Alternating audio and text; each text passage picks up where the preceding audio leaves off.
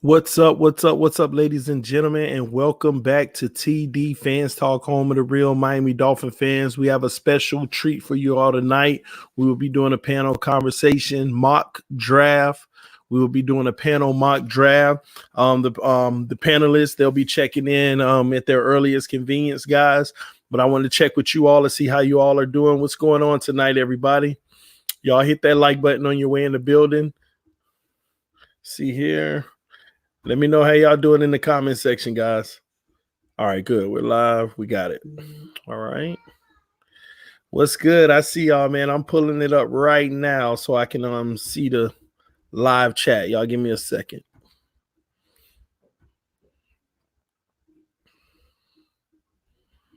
All right, there we go. What's up? There you all go. What's up, everybody? Shout out to Flipside Fishing, the first one in the building. TD, bring it on. I'm here, baby.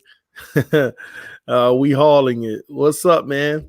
What's good, Loso? Loso in the house. Shout out to Loso, man. He just joined the Patreon today. I appreciate the love and support, homie. Danny, what's up, man? Everybody, if you want to join the Patreon, the link is in the description section below. Go check it out, guys. What up, Andres? D. Rogri, what's going on, man? Hi, TD and everyone. Jeff in the house. Caldwell gone. Shaking my head. It ain't that big of a loss to me than other people that Caldwell will not be returning to the team. I mean, at the end of the day, he was in a role at the moment as an advisor. So it is what it is, man. This is on Flores, y'all. Flores is going to make or break the ship. Flores is going to make or break the ship. It's that simple, man. No need to cry over spilled milk. You know what I'm saying? Let me see here. Go Patreons, help the cause. Thank you, Vic. Shout out to Vic, man, one of the very first Patreon members. Let's go, TD. All right, Daniel. What's up, Cody? So I've been watching you for a lot of time. That's what's up, big boy. I appreciate you sticking in here with us, man. We're trying to do bigger and better things every chance we get, man. Bro Schmo is the newest Dolphin YouTuber. Already has over 3K subscribers. Check him out, TD. I definitely will, man. Let me put that in here because any Dolphin YouTuber, man, first thing I want to do is collab with him, get to know him, and see if we can work together, man. I love the people who do Dolphins YouTubing. I'm typing it in now. Let me see, what was it? Bro Schmo. Bro Schmo. Got it. All right. Got him. Bro Schmo. Let me see here. Well, I'm not gonna say he's new. Let me subscribe to him. He got 324 videos, so it can't be that new. Let's see here. He does a bunch of mock draft. Oh, that's why. Okay, that makes sense. So he's like a mock draft type guy. Well, hopefully he branches off, man. Everything football is here. Pro college fantasy gaming, Bro Schmo. Okay, so he does a lot of stuff. Okay, that's what's up, man. Hopefully he can be a huge resource, someone I can lean on for some information at times, guys. Let's see. But still, Chiefs are good, but the Miami Dolphins have heart, though. Yeah, he's cool, man. Young cat covering Dolphins and other NFL topics. That's what's up, man. Man, take Tannehill, post it down. Y'all want me to take Tannehill, post it down, man? I don't know, man. I don't know. You're going to have to send me something to replace it with. How about that? That'll be my caveat. You got to send me something to replace it with until we find a franchise quarterback, man. That's where I am right now. We need to find us a franchise quarterback. Tannehill got rocked yesterday, TD. Got rocked? Maybe you meant rocked because he did take a hard hit. Hit that like button. Pro Bowl quarterback Tannehill. Yeah, he'll be there Saturday, man. He'll be in the Pro Bowl Saturday or Sunday. I don't even know which day it is. And I'll be less than an hour away from the Pro Bowl because it's in Orlando. Wait. Shit, man. Oh, hold on. Let me. One moment. Loso. Message right now, Loso. Put a message in right now, Loso. Let me put the link in. You will soon be getting a Tua posting. Maybe.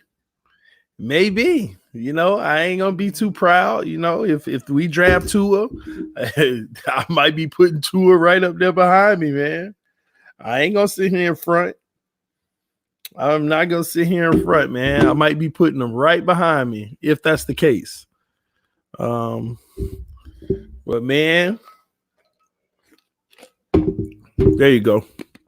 All right, there we go. Loso. Why wouldn't it let me? Give me a second, Loso. There we go. All right, you good, Loso, man? All right, we're good, man.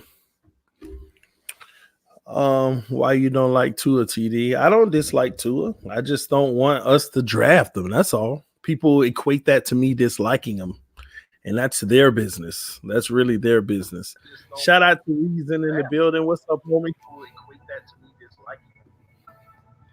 You hear me, Reason? Yeah, what's good, homie?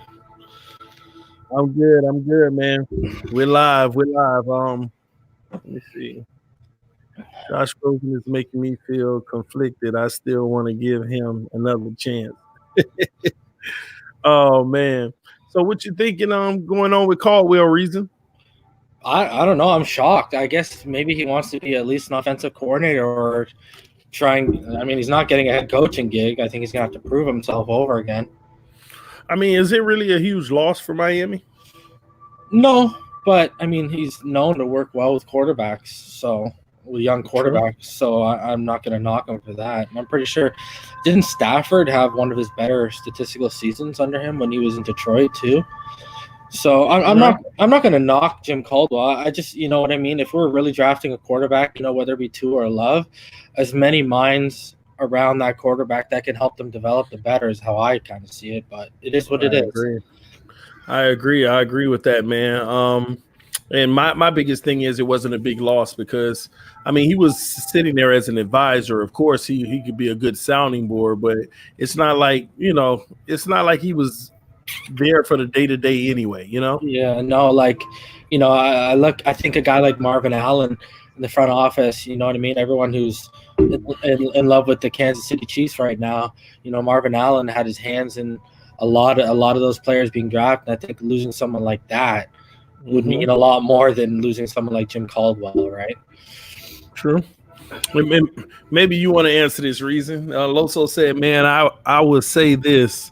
With all these players retiring early because of injuries, why draft a player with so many injuries coming into the NFL?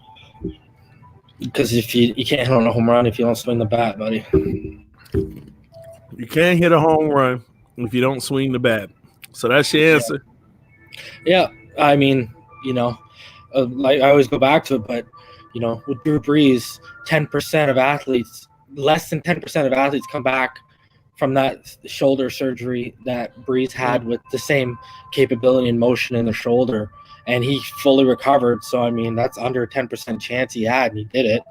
You know what I mean? And we passed on it. I mean, that's why, because the probability was so low. But you know what I mean? I go back to these injuries, man. I put them all in context, brother. Like, you know, I look at the 2 ankle injuries. They shouldn't even have been surgeries, but we've gone over it. Alabama's notorious for having these surgeries. And then on top of that, you give the kids surgery, and then let's rush them back out there. Like, I'm not a fan of how they handled that. You know what I mean? Because like I said, that ankle isn't, you know, he ain't rushed back out there. Those 2 linemen are catching him from behind. And we don't even sit here and talk about a hip injury. So I think that was all about how they handled the injury too, as much as it was as the actual injuries that happened. So I think it was just a mixture. It was just a bad situation when you put it all together, man. People, let me ask you a question. What's up, Mr. Ball Game? What's good? I'm good, man. I like that, man. I like that. You know, I'm trying to do my NFL and my HBCU. Yeah. Now you need to throw away that trash on your chest now. Hey, now knock it off. You know what? My cousin, the head coach at FAM. At football? Yeah, Ray Simmons. That's my cousin. Oh, you should ask him when the last time they beat Cookman in the Classic. Yeah, it's been a minute. Yo, TD, are you a University of Miami fan? I've been winning though. Yeah. Did you now see? you need to stop losing your mind, Mr. Ball Game. I'm about to start acting like EMs. Did you see who transferred? Did you see who transferred to Miami today? Derek King. King. Yeah, bro. Yeah. National championship, baby. No, but at least he got a legit quarterback. Yeah, man. The U been in trouble for a while, man. We need to get our act together.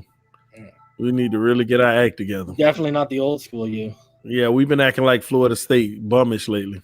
Wow. See, this is kick me. This is kick me while I'm down here, huh? Hey, listen, you Tallahassee it up, man. You Leon County it up, man. We ain't ride with that today. But man, so Carl, what about you on Ball Game? Caldwell out of there. Does it matter? No, not really. We ain't seen. I mean, in terms of, I think his wisdom and all that stuff would have been nice for us, but we did so much and gained so much ground last year without it that you really can't miss what you never had. You know what I'm saying? True. So, would it have been something that I think would have been great for these younger quarterbacks to have around? Yeah, obviously, but I think that'd be fine, man. I think Flores is smart enough to still put the right people in place to help these boys in their growth process. So it's just, I don't know. Unless he goes somewhere else. If he goes somewhere else and he doing the same job he was going to do for us, then I'd be like, well, what's the deal? But if he just going home to sit on the couch again, then I understand it. So yeah, that's what kind of got me. I mean, are you getting a better role, or are you going to be going to do the same thing? I don't understand. Right.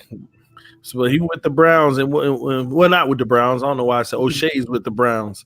You think that's going to work out for him? Nope. Do they have a head coach yet? Do they? Didn't they hire that guy from Minnesota? Oh yeah, that ain't gonna work. Yeah, the defensive coordinator, right? Yeah, that ain't gonna work. I don't see how that's gonna work.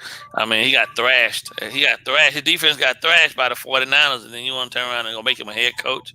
When you got Eric Bieniemy, and I mean, I don't know. I think that Rooney Rule is a bunch of crap, truthfully.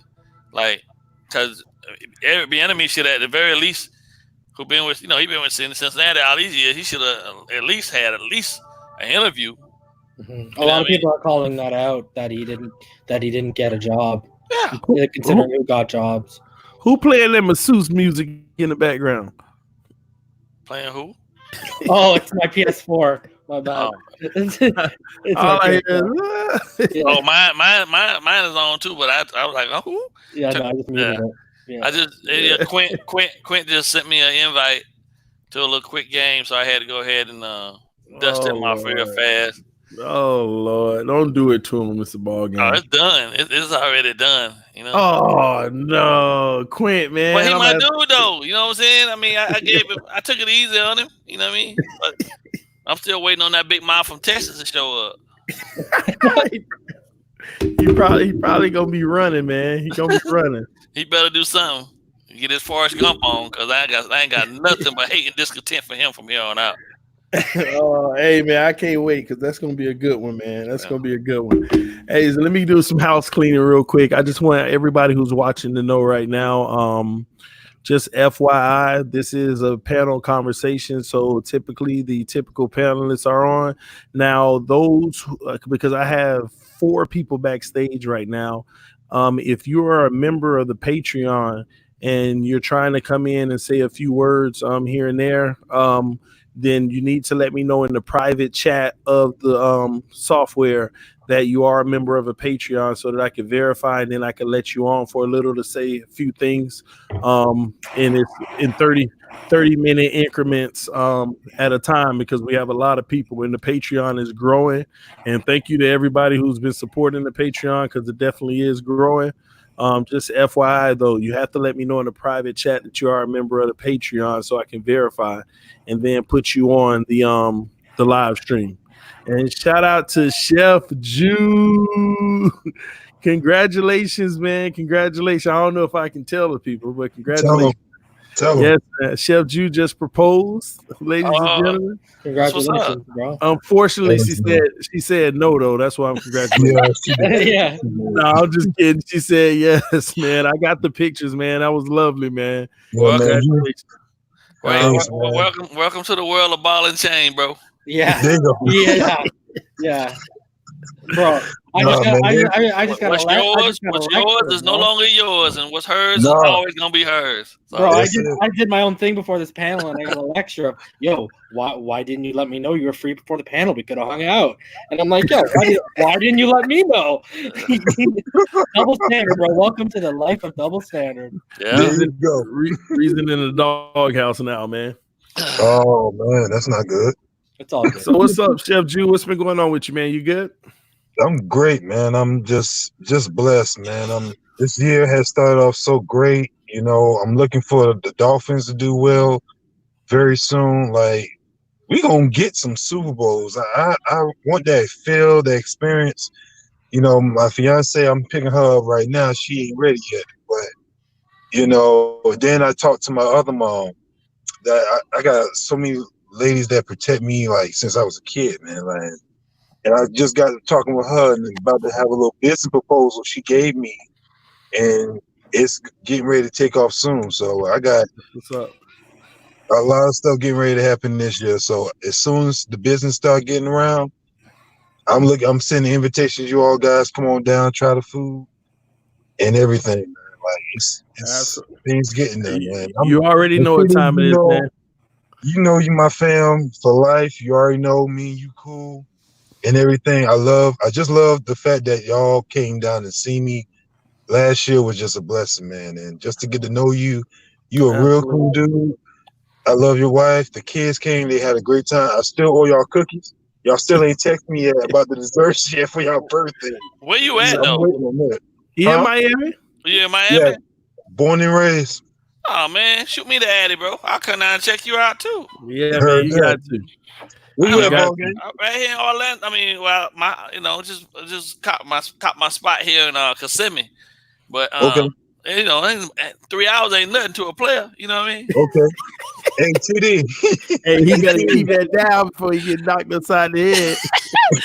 Hey, of course, you know what I'm saying? Of course, my old lady is we're in the last phase of our transition from Cali, bro. So you know, yeah, later in the year, man, I come check you out. As soon as she get here, we make the trip down too. You know? All right. Hey, TD, give ball game my number before we can keep in contact. Boy. I got you, man. I'll make sure I pass it along tonight, man. Hey, you too, Reason, whenever you come down. I got you, man. Bro, I come down to right around ball games there at least once a year. We got to play something. Okay. So what's up? Down and check you out. Okay. Hey, TD, you gotta let me know, Reason. For sure. Yeah, TD. We're supposed to do that collab, right? Yeah, for sure. Yeah. But I want to do it one game where we all come down. I want ball game, Reason, Doug, like as soon as the schedule come out, we're gonna figure out where it's the most feasible time for majority of us to all get together. Yeah, man. Because we all the family here. We all love our team, and it's gonna be beautiful, man. It's gonna be beautiful. I ain't eating at no table with EM though. Wow. We gotta put him at the buffoonery table. There you go. EM the one you gotta drive home when we're done, man. He the one you gotta drive home. Oh man. Hey. Is he on here? Nah, he ain't on here. He probably watching in the background. He probably watching. He just got home. He just got home. You want Ian to come in the chat? Tua sucks. Oh, he boiling now. Now that get him in the chat right now. Oh, he'll get in there quick and in a hurry. Hold on. We bringing in a legend, y'all. We about to bring in a legend. Who is this? There she go. It's a good. Hey everybody. Hey Phins. Jersey in the building. Whoa! Is this real life? Whoa! Is it really you? For real. She went into hiding until Tannehill lost. Not even. Oh my gosh. That's so sad that you think that. That's a fact. She went into hiding until Tannehill lost. What? Oh man. No. Don't the timeline match up? It was kind of interesting that, you know what I'm saying? It's suspect, right? But the way that Oh, FM thought I retired. No, not yet. I didn't retire yet. Give me like 2 more weeks and I'll probably officially retire, and that's my retirement. Okay. And Chris, but no, I didn't retire yet. No, listen, guys, this is what happened. It's MLK Day, so you're off. You normally have this on a Tuesday, not a Monday, so it kind of just worked out. And here's the thing: I didn't want Tannehill to lose. I did not. That's I know. I would love to see Derrick Henry from Alabama hoist up a Super Bowl trophy. So it wasn't about Tannehill; it was more about Derrick Henry. But I didn't want him to lose. No. Oh, hold on, y'all. Hold on. I think we gotta. Hold on. Is it EM? No, it ain't EM. It looked like Tua. Oh, there she go. Oh,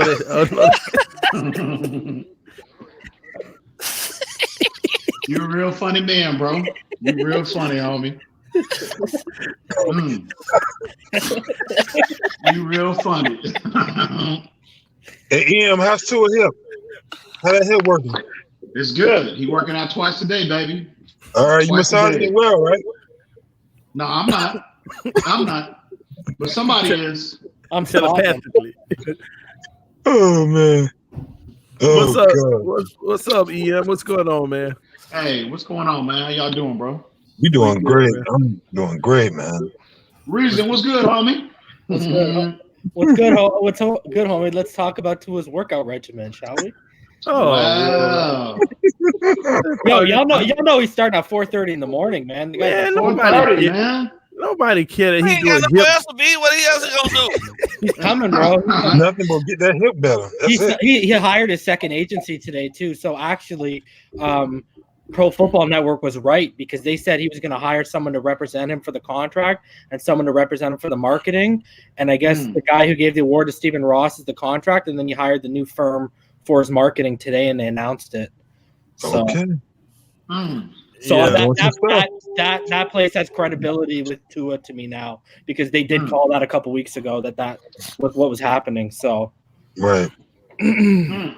That was Matthew Canada. I don't know if you guys have heard of Matthew Canada, but that was who it was.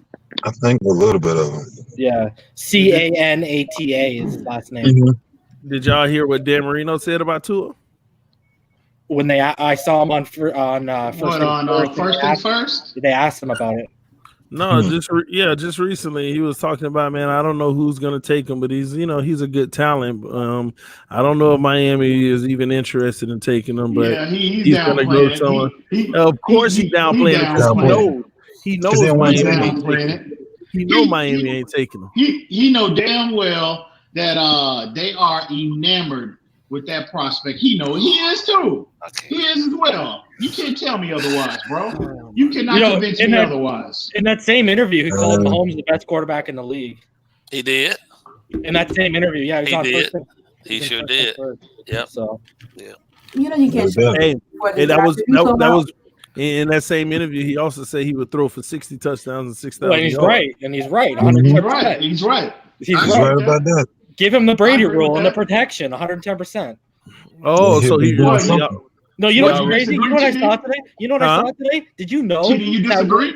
This is how different the game is right now, and how different the protection is. Yo, Ryan Tannehill has a better QB, like a passer rating than Dan Marino. Dan Marino's like 85 point something, and Tannehill's 89, and it's because of the protection and it's different era, man. No, Tannehill's just better, but it's different era. I saw this today. Don't feed into that. Come on, I got a good one for you. QBR don't lie. QBR don't lie. If Brady was in that era with no protection and when you were getting hit every play, would he have 6 rings? No, not in that era. It depends on exactly. There's only a handful of guys in today's game that could have ever even sniffed the field. I agree. 100%. Someone actually made a good point. They're like, would Brady even have got the chance to be a starter? Nope. Because of how his circumstance fell to him. No. And probably not. You probably would have never seen Listen, him back then. man, listen, Drew, if Bledsoe, unfortunately, if Bledsoe hadn't got hurt, we probably never know about Tom Brady. Brady, nope, not at all. He was killing it for the Patriots, and he the reason they got there. You know, And what was it, 96 where he led them to the Super Bowl as well? Yeah. 96. Yeah. A lot of people forget that about Drew Bledsoe. Yeah, exactly. He could sling it, man. Even when he went to Dallas, he could still sling it when he went to Dallas. That dude was He was talented. Very talented. He was a dog too. Yeah. He didn't mind standing back there in that pocket and taking them shots. Taking a lick. He was a dude that would stand back there and throw the 9 ball and watch it connect and then pop. Yep. TD. That was it. Man. Can you highlight Joseph Solomon's comment, please? Here we go. Y'all, he says, y'all so eager to put a QB that has been hurt every year of his college career, and y'all want to put that behind a line that is going to get him hit repeatedly. He will be broken in no time. Listen, before y'all even comment, Joseph.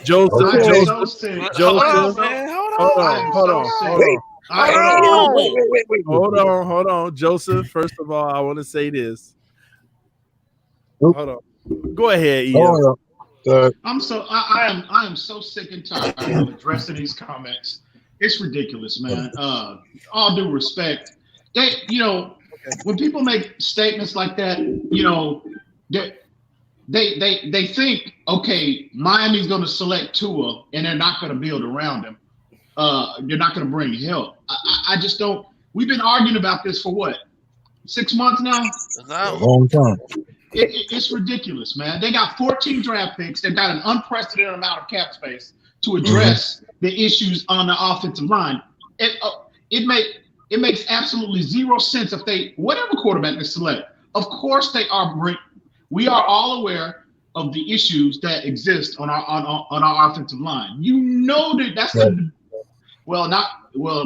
my opinion, the biggest priority is the run defense. But in a lot of people's opinions, the offensive line is the main issue with this team. You know they're going to bring help. So when they make comments like that, bro, it's extremely frustrating. It's narrow-minded. It's extremely frustrating. See, man. the thing is, you got to look at it this way. Okay, most likely he's going to be redshirted by whatever team drafts him. Okay, let's say that first. Okay, because of the risk and the risk and the reward of rushing him. Okay, so let's say that. So if he redshirts him, that's 2 free agencies and 2 drafts to build around him. You have to start thinking like that. Like you said, if you know you're taking someone with a history, you're gonna build around. You're not just leave it on the table. So you also have to look at it, guys. I don't know how many times I have to say this. Wherever he goes, he's gonna be redshirted. I can guarantee you. Not even if he goes to the Dolphins, he's gonna get redshirted. I'm telling you right now. Any quarterback when you're drafting a college quarterback. Any quarterback in the draft, the smart move is just sit him anyway. How many people doing that though? That's the question. How many people doing it? How many doing it? Kansas City did it. They the only ones. Okay. Green Bay. That's way better. Hang on. The Houston Texans did it. We're talking about but the thing is, Tua's not even going to be ready if he can play. They've already talked about he's not going to be ready till at least mid-season. So why are you just going to throw him in as soon as he gets ready when you're not like, okay, look at it this way. It's for the same reason. Hold on. No, look at it this way. If you're losing, the season's lost. So what's the point? If you're winning, why are you going to replace whoever's winning there? It just won't make sense. It makes no sense. The only one who will start day one is Joe Burrow. I'm not disagreeing with what you're saying, but what I also know to be true is that there are franchises right now. Let's just say it's not us and somebody else grabs him, right? If they made the move to get up, to go get him, that means that to some degree they need something else to galvanize their fan base. Yeah. You don't think the dude who sit up there in the front office saying to himself, you know what, we don't have to play him. If he gonna sit, let him sit, but let's put him out there the last 4 games of the season. We need this revenue. You know what I mean? Some idiot owner is gonna rush that kid. Well, let Yes, that. it is. Let that. I'm just saying. not I mean, us. same thing happened with Daniel Jones. There was no reason for them to not let Daniel Jones sit. Eli's fine. Yeah, but we're We're already also on a contract too. hold on, but we're also these are different situations because these are guys who are fully healthy when they're drafted. Exactly. And then on top, Either way, Daniel Jones should have been sitting, right? The Giants fan base. Anybody disagree that Jones should have been sitting? I agree. No, for sure. And then he went out there and got hurt, right? See what you got in them. What were you saying, Finsanity? No, I think Jones played well.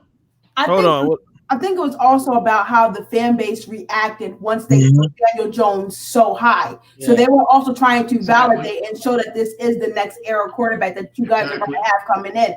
And since Eli was not getting the job done at the time, you know how fan bases are. Yeah. Bring the next guy up. Like how much work? Part of the problem. And that's the problem. And I talked about that reason. You know, I talked about the lack of patience within fan. I think we're all pretty much in agreement here that healthy or not, and I've said this before, even if you're Trevor Lawrence, I would redshirt you for a year. I don't care. Yes. So I don't see what the problem with Daniel Jones was. I think he played well. Actually, I think he played extremely well. Listen, didn't Eli start the season? Yes. Yeah. Yes, he did. So he played. Eli started. Eli started the season. I think he did. Yeah.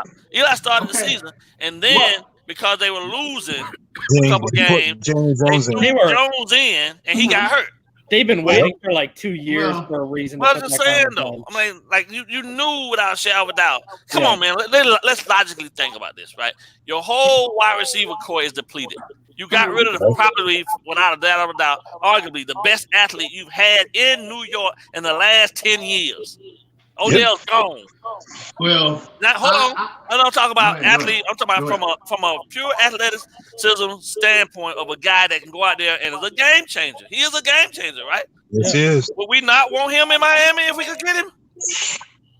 Take him in a You wouldn't want Odell Beckham? No, we got Devontae Parker, baby. We don't and need compare him with Devontae. If I did, listen, come on, man. Are you serious? That's the same thing like saying like you wouldn't take Jalen. You wouldn't take Jalen. I don't like the pregame huddle stuff of going to other quarterbacks and saying, "Yo, come get me." Well, that's after the fact, bro. I'm talking about what Would I take his talent? Yeah, but my problem is if it gets bad, is he going to want to go? Let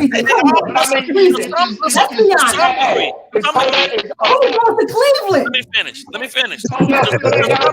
He got bored in Cleveland. Hold on. He got bored in Cleveland and we got in Miami, though. That's to some degree.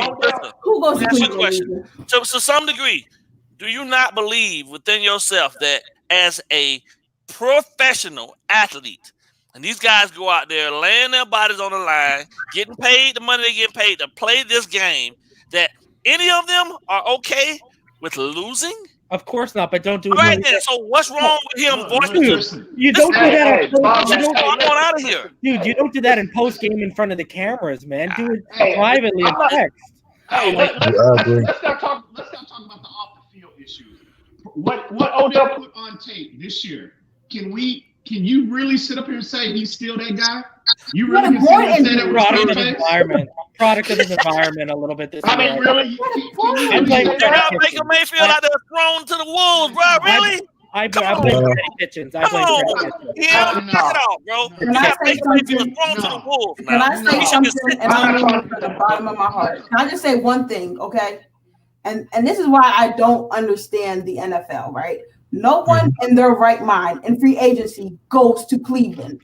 That's the same problem LeBron has. No one wants to go to the city of Cleveland. That's why the franchise has been an abysmal mess. They can't get top guys unless they have money, and then they've already paid people so much money that when the next thing comes around, they can't get it. Odell was put in a horrible situation.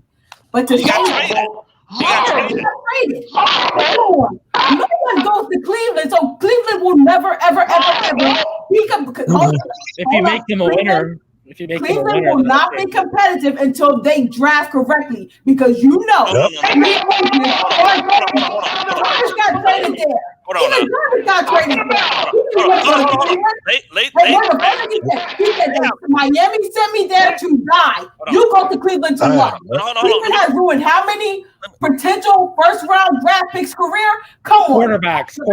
Hey, How many quarterbacks? Let's be clear about this though, right? Talent-wise, Cleveland doesn't have any issues. They have very few holes talent-wise. Right. Cleveland's issue is the leadership. Above They the don't talent. they haven't put anyone in place strong enough to deal with all those alpha personalities that they drafted. They have a team full of goons. You hear me? Yeah. I'm talking goons that can go anywhere, leave Cleveland, and be a number one on any of the 31 other franchises. Yeah. So on both sides of the ball. I want to bring this back full circle to what I was saying. Now you're telling me Odell got traded, right? Yeah. I think even Olivier Vernon, who we had, got traded, right? Got traded, yep. I think they might have drafted Njoku, but he got hurt, right? They drafted him, yeah. Jarvis got traded. Baker got drafted. Manziel was drafted. So nothing like this. Garrett. Greedy Williams. But here's the thing, and I'm saying this: a lot of the talent that they do acquire is because of trades, because teams no longer want to deal with the headaches. So I get what you're saying, but what I'm saying is, for someone to be like, oh yeah, let's just go to Cleveland. Let's pair up and go to Cleveland. It's not going to happen. Odell and Jarvis being put back together, it had to like the odds of that actually happening. Well, let me ask you this. Well, why didn't Odell take more of that leadership responsibility role? Who? How come he Odell? Right. How come he didn't do that? The man was injured.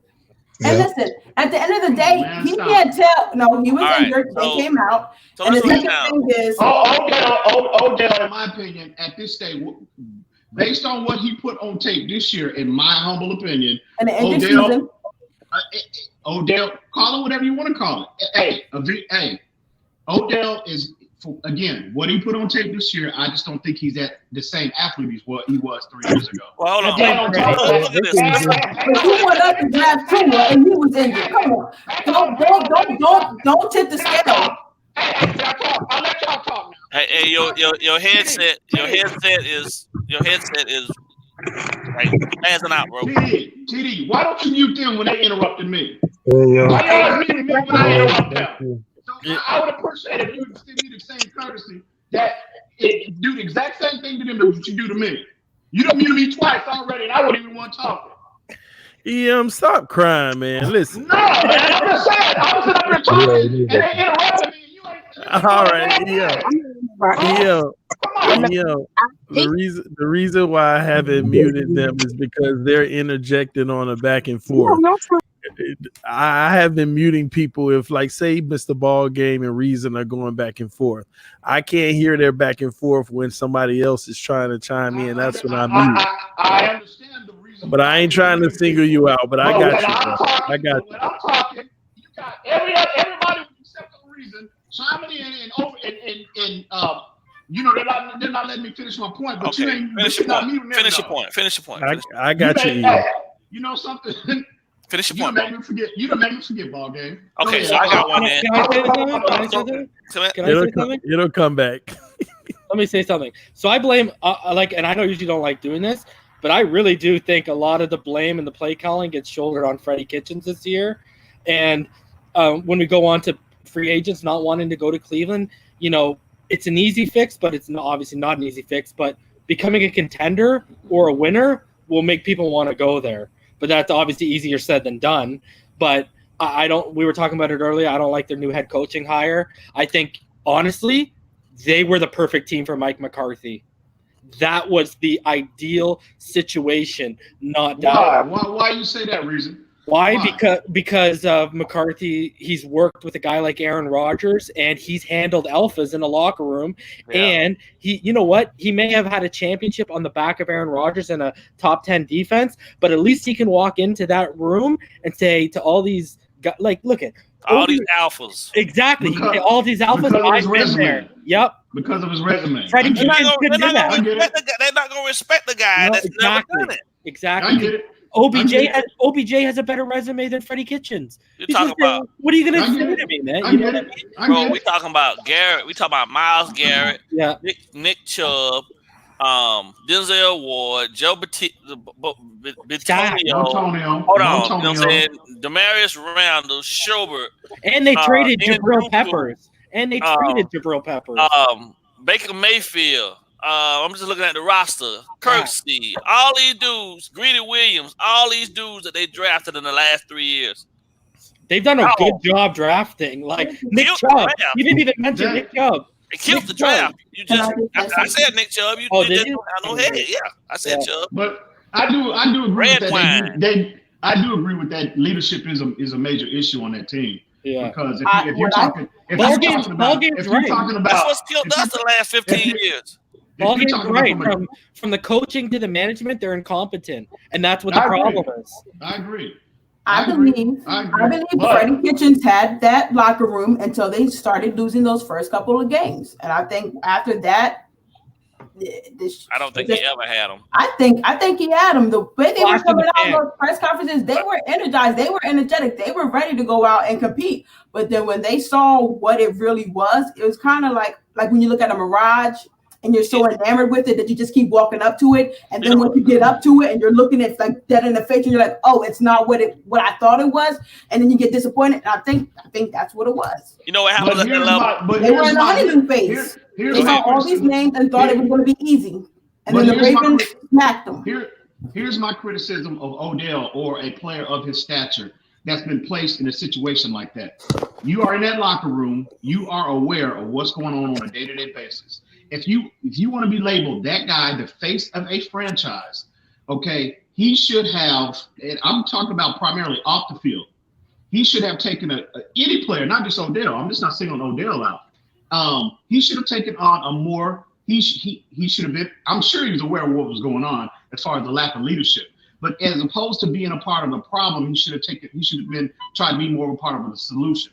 As opposed after every single game whining to the opposing team about come get me, trade for me. That's part of the problem. That's not there was nothing about his behavior that he exhibited this year. This wasn't solution based. It was all about me. And this is what I'm saying. This goes back to my point about what he put on tape this year. You can attribute that to injury. He had an injury riddled season, whatever the reason is. He did not look like the same athlete from the New York version of Odell. And so when you have that, the lack of production, and you have the off the field, the lack of you have the off the field issues, and that starts to outweigh your production, well, we got a problem. That's when teams generally part ways from players like that. So that is my criticism of a player, not just Odell, but players like him. You're aware of what the problem is, as opposed to being a part of the problem, be a part of the solution. He needs to if you want to be labeled, and Odell is he thinks he is the best player in the entire NFL. And you need to take not just on the field, his off the field issues as well go along with the on the field. Man, I can't even talk straight. My bad, I'm tongue tied. Should it though? Because we got a Hall of Famer that they put in who statistically is the number 2 guy behind Jerry. And that's what they killed him for and kept him out of the Hall of Fame because of the off-field stuff, but had nothing to do with his stats on the field. Who was that? Terrell Owens. You talking about T.O.? Same dude. But again, I criticize T.O. as well. Again, any player that has that is of that stature, I am just as critical of him. That's the only knock I have on Terrell Owens. It's not his on the field presence, it's his off the field. Be a part of the solution as opposed to being a part of the problem. So if you want to be labeled, you want the contract, you want all the accolades, you want all the fame. Well, the leadership aspect of being labeled a franchise player comes along with that. So any player, not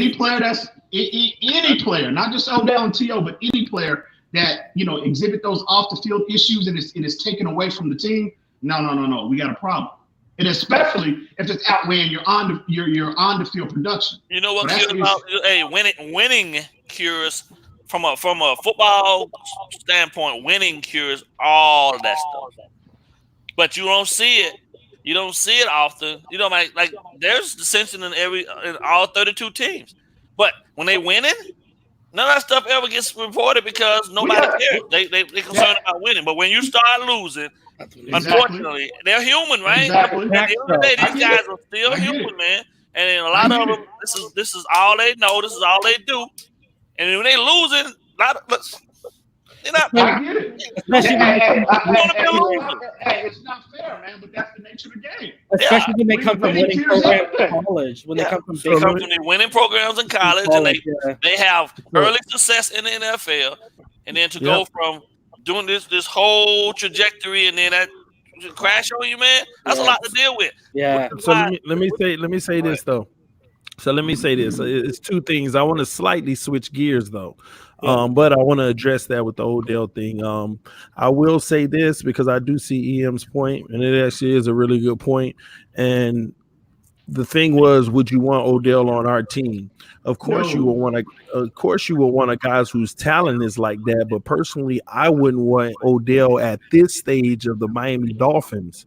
The stage that we're at, it's too much of a risk, in my opinion, just in case it doesn't work out that way. Coming in with all these new players, a new coach, you don't need that type of behavior in the locker room when you're trying to build a culture. So I would love his talent, but it would be a huge risk, in my opinion. But I did want to comment on this. Thank you, Finsanity, for having me bring this on the screen, because a lot of y'all answered this question and y'all just breezed on like it was a given. Or y'all said, oh, I'm tired of people saying that we got all these draft picks and all this cap space. No, let me weigh in on this. Joseph Solomon, I know exactly what you are saying. Why in the heck does everybody want to draft a player who's already brittle? With this team right here, he's going to get killed. Now, EM and Reason, they're sitting here making the assumption that, first of all, when we do draft players to address the position and pick up players in free agency, it's automatically going to translate into a better offensive line, and it's all going to work out X, Y, and Z. That's it. See that? Oh, we got 14 picks. First of all, let me say this: I don't care nothing about TD. Like I said, bro. I don't care nothing. I don't care nothing about no 14 picks when the top 5 is really all that you can hopefully count on to actually even work out. Let's get that straight now. The top 5 picks are the only ones that you can hopefully, not even guaranteed on those. Hang on, TD. You're talking about. No, I'm not hanging on. I'm not hanging on. I'm not hanging on. I'm not hanging on. The first 5 picks are the ones that you really hopefully feel like you could bring day one starter talent in. Ain't nobody assuming that a 3rd, 4th, or 5th, or 6th, or 7th round pick is a day one starter. You're hoping that they are. And then on top of it, and then what if we got all these rumors of other teams wanting to move up for their guy, and Miami, they should consider even moving up to number 2 or number 3. So in my eyes, well, even if it is coming, even if it is coming, that's my problem.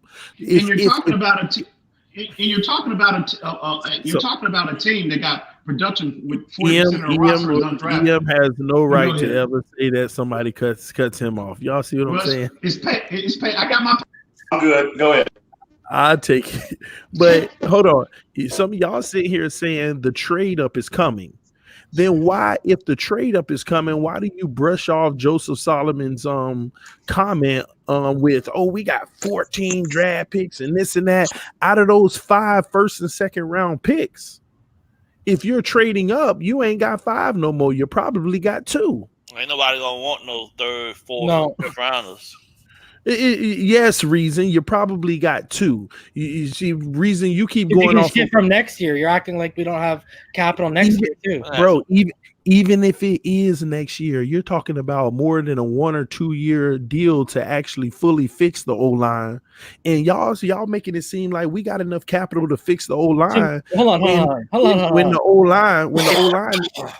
O-line isn't the only thing we need to fix. If you're moving up from 5 to 2 or 3, Watch this. Do you know how much it's going to cost compared to a team like the Raiders who draft at 12 and 18? Yes, I do know. How much is it going to cost? Because I can do the math for you right now. No, you can't do the math. Yeah, I have, because there's a freaking you can't factor in John Gruden, bro. You cannot factor in the draft calculator in the top 5 picks, man. If you got to go get your guy, you can right now. You can do it with trades based off the Johnson chart, which, like I've said multiple times, so many people in the NFL have already said that freaking chart. People in the NFL have said that is what most teams base it, and it's closer than what people think. It's not what John Gruden gonna use. Hold on. Let me help. Hold on, Mr. Ball. Do you know what it's going to cost to move up from? He don't care. Hold on. Even if you go in the range, like even if you go to a 500-point range on picks, okay? Do you know how much it's going to cost from 12 and 18 to move up compared to where you're already sitting at 5? Hold on. Watch this. Let me help Reason out, y'all. Reason, why don't you tell the people? No, let me help him, Mr. Ball Game. Reason, why don't you tell the people right now what it'll cost to move from 5 to 2, just hypothetically? Why don't you tell the people right now? It's going to cost the 5th and the 26th plus a second or a third. The 5th, the 26th, plus a second or a third. So 2 first rounders and let's be generous. And that is about 400 points over the Johnson chart. So and I'm going over. And guess what? You're sitting here saying that us trading down is coming. So we call the number 2 team and we say, we got you. We're going to go 3. We're not going to 2. Washington. Okay. We call the number 3 team and we say, hey, we got a 5th, we got a 26th, and we got a second rounder for you. That's all it should cost. And that's more. And then they tell you to your face, well, John Gruden's offering 3 firsts. Okay. So you know what? Hold on. Then what does your scale mean at that point? What does your scale mean? So what do I turn around and say to them? We all know you want Okudah or Derek Brown. Well, I'm going to take whoever the hell you want at 5 so you don't get your guy. And that's how I'm giving it to you. And you're going to go all the way back to at least 12 if you take that Raiders pick. So you're going to miss out on both guys. Hold on. I'm not done. If you take my 5th pick, you move back 2 picks. You can still get Okudah or Brown. Plus you get a 26th and you get a second or a third.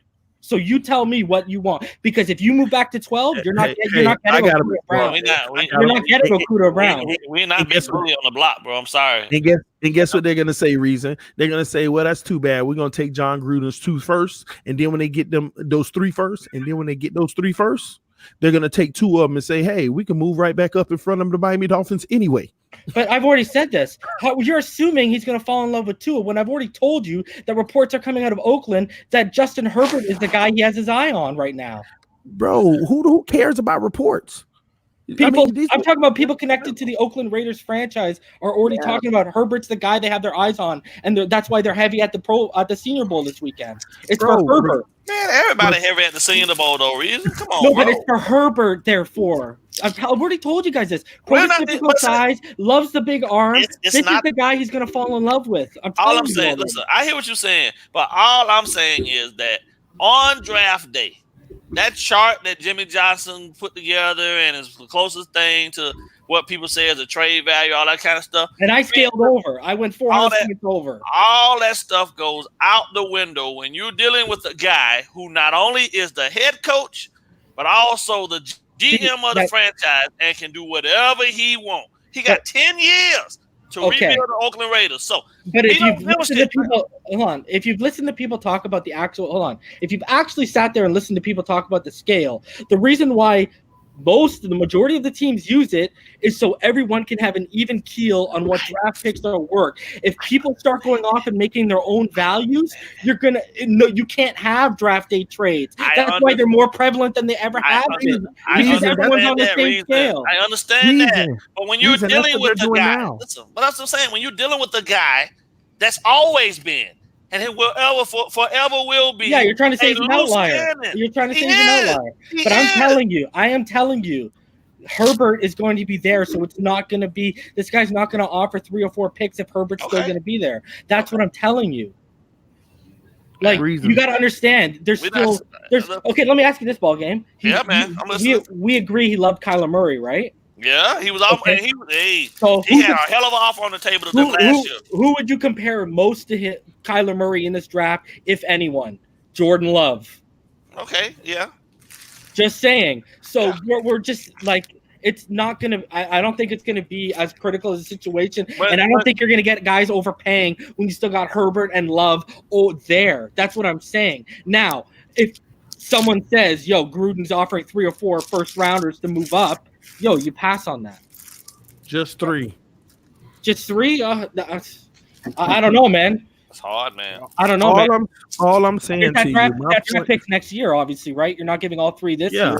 So, are we going to be good? Because if we're going to be good, that's in the 20s. Well, all I'm saying to y'all is this. You cannot underestimate the value that you're giving up for one guy. Yeah, I mean, we're giving up. If y'all talking about we moving up and possibly giving away number 5, number 26, and a second rounder just to move up 2 spots. Horrible. That's overpaying. Not if the second or third's next year, like I said. Ain't nobody. I just don't see. Like that 5th and 26 could realistically get it done, because if you go by the scale, that's actually around it. I'm throwing the second or the third to tip it over by like 400 points. The Miami Dolphins are not finna trade up for Tua. If they're enamored, like I said in the chat, and I'll say it again, if they're as enamored as what has been reported and the medical checks out, don't be surprised. That's all I'm gonna say. Listen, if they're as enamored as everyone is saying they are, and the medical checks out, they're gonna do it. I'm just being realistic. I'm not being a homer. Everybody that need a quarterback gonna be trying to put together some super packages to get up there to get it. So we won't be the only ones. That's all I'm saying. That's the reason for the trade up. But you know what? The funny thing about it is that 5th holds a lot more. That 5th holds a lot more. That 5th holds a lot more value on the scale than a 12, man. And the kicker is this, right? At the end of the day, for me, right, logically, when I sit down and I think about all this process, chances are we probably will wind up moving up to go get the kid, which not that big of a deal. But certain franchises in the NFL have notoriously been known to have, deals with each other. They feed each other. Owners, because of where they are in their markets, will deal with each other a lot faster than they deal with others from, from certain markets. All that type of stuff goes into this thing. So these guys that be giving these reports and saying all this stuff, hey, have at it, man, because that's what they're supposed to do. But here's the thing. Even before this Gruden stuff came out, what was I saying in this panel? I was saying, watch, teams are going to reach on Herbert because they're going to fall in love with his size and his arm and athleticism. I was saying this before these Raiders reports came out, because it's easy to see. You got the guy, he's legitimately the prototypical size. And someone's going to come along and say, second and third round quarterbacks always get reached on in the first. I think Herbert's a second round guy. People are going to look at the arm, going to look at the size, they're going to fall in love. And then when you throw the fact that he's inconsistent and wildly inconsistent at times, you know what someone's going to say? Like Bruce Arians, I can fix that. Because that's the mentality of NFL coaches. They all got the touch of God. And you know how arrogant John Gruden is. He think he can put me out there and make me a Pro Bowl quarterback. And look at Herbert. I knew that was coming. Herbert is also sneakily super athletic. Like, he had a crappy game against Wisconsin in the air, terrible throwing the ball, but on the ground, he was getting it done, man. And that's the reason why they won. But I've heard these reports about Las Vegas. I've heard that they are, just as, enamored with Tua as the Miami Dolphins are, and they're seriously entertaining the idea of trading up. My homeboy lives downtown in Oakland, so the high rises, and that's all he was talking about. The rumors with the Raiders and John Gruden with Love, with Herbert, with Tua, they're all over the place. So all he been talking about. But I do think y'all gonna get him. As far as a more realistic, I think it's more realistic. I think, in other words, they're the only team that I think we really have to worry about. I don't think the Chargers want to make a move like that. I think Oakland really is the only team as far as jumping us, trading up. We've talked about this on the panel before, and I said if you were to ask me what team's going to make a move, I'd put on Gruden. I'm just sitting here saying the Senior Bowl's about to happen. The rumors about Herbert have already started. Jordan Love's the closest thing to Kyler, and we all know how enamored he was with Kyler. So watch things, and the combine hasn't happened for Love yet. So watch that happen, and this stuff's going to unfold. And I'm just going to sit here and say, okay, the difference in point value between the 5th and the 12th is like 700 or 800 points, buddy. Right. Like that, it's large, okay? Right. So what I'm saying is, if you don't want to move up and waste a 3rd, 1st, or 4th pick, Herbert and Love are going to be sitting there. So that's why, yes, Gruden worries me, but that's why I'm not as scared as I was when it first came to my attention, because I know how this is going to unfold, because the Herbert stuff's already starting. And I mean, ideally, for the record, ideally, I don't want us to be in a position where we have to trade up and give up unnecessary draft capital. But to go from 5 to 3, again, Reason and myself, we are in alignment on this prospect as far as our vision for this player is concerned. You know, to go from 5 to 3, I know I made the statement that I do not want to trade up. I do not want to. I don't know why people have so much attachment and value attached to this 26th pick. It's really not worth that much when you break down the point scale. Like, it's not that large, man. Here's the thing. Like, you put a talent at we got a lot of needs, man. Yeah, but that could be a bust. What if that's a bust? What if it's a bust? Here's what everybody feels. Let me say something real quick, TD. Let me just say one thing. I'm sorry. Of course. There is no need for the Miami Dolphins to trade up, period. We have given up so much to accumulate all these picks that you're going to throw to. I get Tua can be that guy, but you got guys coming next year. I can see if You're not getting Lawrence. Listen, I don't care. We got my thing is like this. Hold up, because now we have a new offensive coordinator, right? So now Josh Rosen is probably going to have to learn another system, right? So he has to deal with all that. We saw, his troubles that he had with what's the name. But what I'm saying is this: in no way do you give up so much to move 2 spots. You gave up who's a Pro Bowler. You gave up Micah Fitzpatrick, who's a Pro Bowler, and a potential Defensive Player of the Year. I'm not even going to run down all the capital week. You know what? First of all, hold on.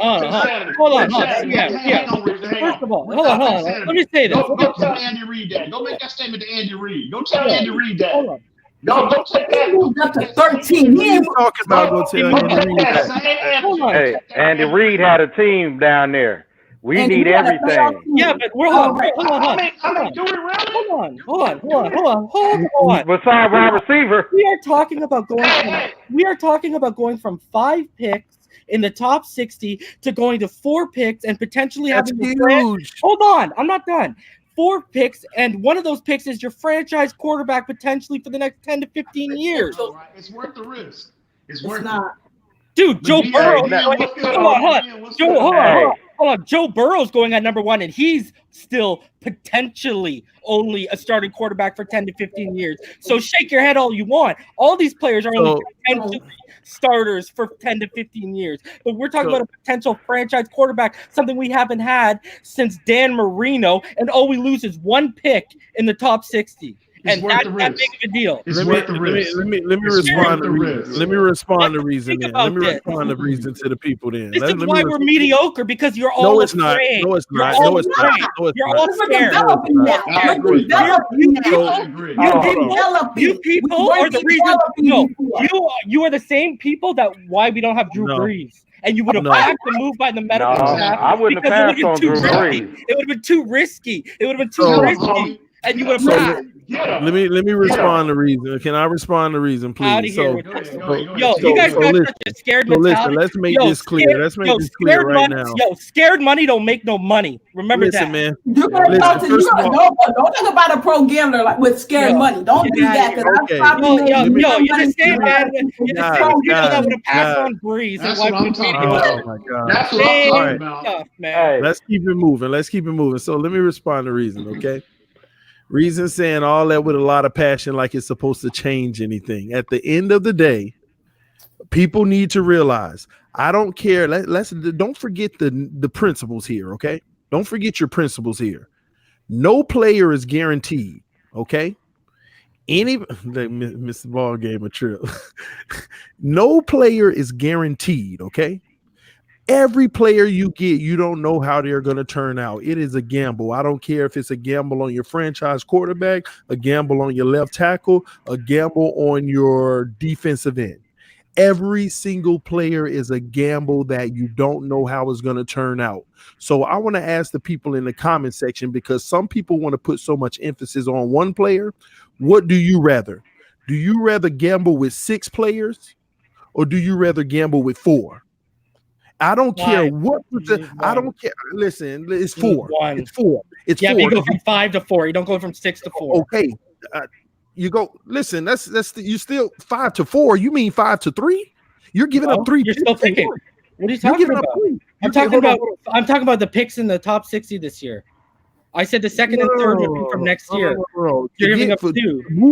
To move up, you're probably at a good value. You're going to have to give up for the number 3 overall pick. You're going to have to give up 2 firsts and a second.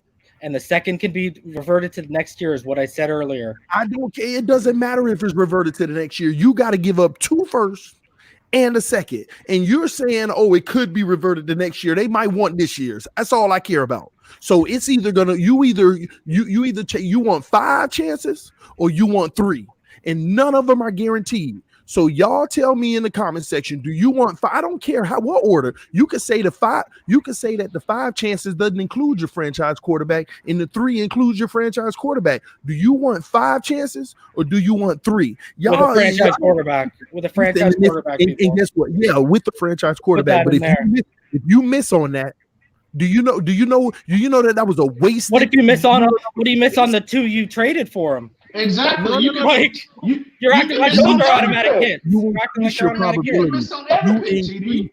You increase your probability. Y'all act like that's y'all problem. Y'all act like hold on. You act like, first of all, let's get this straight too. You act like the 26th pick, which could be a Gross Matos, or who knows? You don't know if that cat would have ended up being one of the best defensive ends in the NFL. You don't know. Just like you don't know with that franchise quarterback. You don't know. So do you want 5 chances or do you want 3? Y'all are so enamored with this guy that you want to lose the basic principles of numbers on just straight up 5 or 3. None of them are guaranteed. None of them. If you go 3 and you take the chance and you don't want to get Drew Brees again, nobody's guaranteed. Nobody. Do you want 5 chances to hit or do you want 3? TD, I told you before, bro. It makes no sense. Bro, you can't live with that mentality when it comes to the draft. No, you can't live with the mentality y'all have when it comes to the draft. Any organization, I'm talking about primarily from a draft standpoint, the only thing you can go on is your convictions on players. That's it. That's all you go by, bro. And it goes back to the first TD, hang on. And it goes back to the first time when we first had this conversation about Tua. I told you it's all about the evaluation they have on him. If they feel like that he is the guy, that he is can't miss, man, it's worth it, bro. Because again, look at what the Philadelphia Eagles did, how Carson Wentz transformed their franchise. Look at what Patrick Mahomes has done to transform their franchise. Look at Deshaun Watson, okay? Bro, you can't live like that. You cannot live that way. If you have that conviction on a player, you move. As I said in the past, you move heaven and earth to get him. But first of all, it's impossible to have that conviction. Didn't Nick Foles win the Super Bowl though? How was it impossible, TD? First of all, it's impossible to have that kind of conviction that you guaranteed with Tua at this point. That is impossible to have that kind of conviction. How in the hell you gonna have that kind of conviction with a guy who has been injured every single year of his collegiate career? Nobody. No. Let me back that up. Not one injury, but on average, 3 injuries a year. But again, on average. Again, so a lot of coaches feel like, well, our off-season program is second to none, and we can correct whatever issues he's been having to lead. I'm just saying, hypothetically speaking, whatever he's been doing that has been causing him to have these injury issues on the field. But they think they can correct that, just like anything, just like from his individual skill set. So correct injuries. So as human beings, we can correct. Okay. Prime example. Devontae Parker. He's frail, man. Devontae Parker was injured.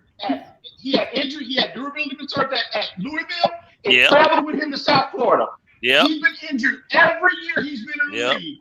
1 year in this offseason program. Arian Foster. So why Xavier Howard? What happened with Arian Foster? Why did Arian Foster start having injuries? Then why Xavier Howard wasn't on the field? Then why wasn't Xavier Howard on the field? Oh, do you want me to keep going on? You want to attribute Devontae Parker with 1 year with this? Oh, I can name you 10 players that should have been on the field if you want to use that.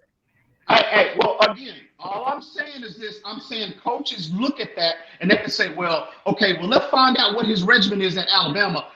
From a nutritional standpoint, from a workout standpoint, well, you know what? If they can see something, if they can see holes in that regimen, well, they coaches have that mentality. Just like they feel like they can coach a player up on the field, they feel like they can do the same off the field. Didn't Gates get fined for lying on the injury report? What's that? Gates got fined for lying on the injury report, though, right? When Devontae had that scratch. Mm-hmm. Oh, for a lot of games, right? 2 years, right? This guy's already. That's crazy thing is we're having this conversation. This guy's already vastly exceeding expectations of where he should be to where he is right now. But okay. It's ridiculous. My thing is, man, I'm tired of these mediocre 6 out of 10, 5 out of 10 quarterbacks we put back there in the pocket and say, "Yo, let's go win." I'm tired, bro. My thing is this, man, is you guys got to be fair, bro, and y'all don't. You guys will sit here and say y'all didn't want Tannehill because Tannehill needed a run game. He needed an O-line. He needed this. He needed that. But if you draft Tua, he needs the same thing. I've gone over. So what's the difference? No, hold on, no. And then when you got wait a minute, then you guys said if we get Tua, he's supposed to come in here and lead this team to win. Put the team on his back. He don't need no run game.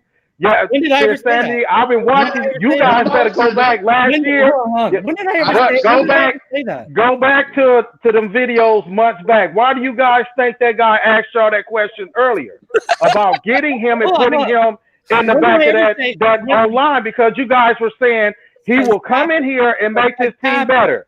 You're capping. You guys exactly. Y'all said he'll put this team on his back. When did I ever say he needed a run game? When did those words come out of my mouth? Listen to me very carefully. No, you guys go back and watch those videos from last year. You guys said that. Stop capping, bro. Stop capping, because every time I've talked about drafting, I'm not lying. Y'all said that. Dude, stop right now. Listen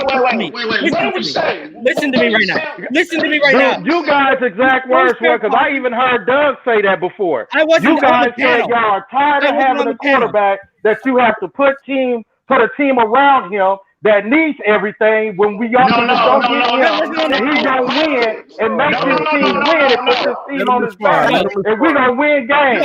That's what you guys said that. Yo, mute this guy, bro. Let's start with Reason. Let Reason respond. First of all, I was not on the panel at the time, so yeah, you are capping when it comes to you addressing me like that. No. Second of all,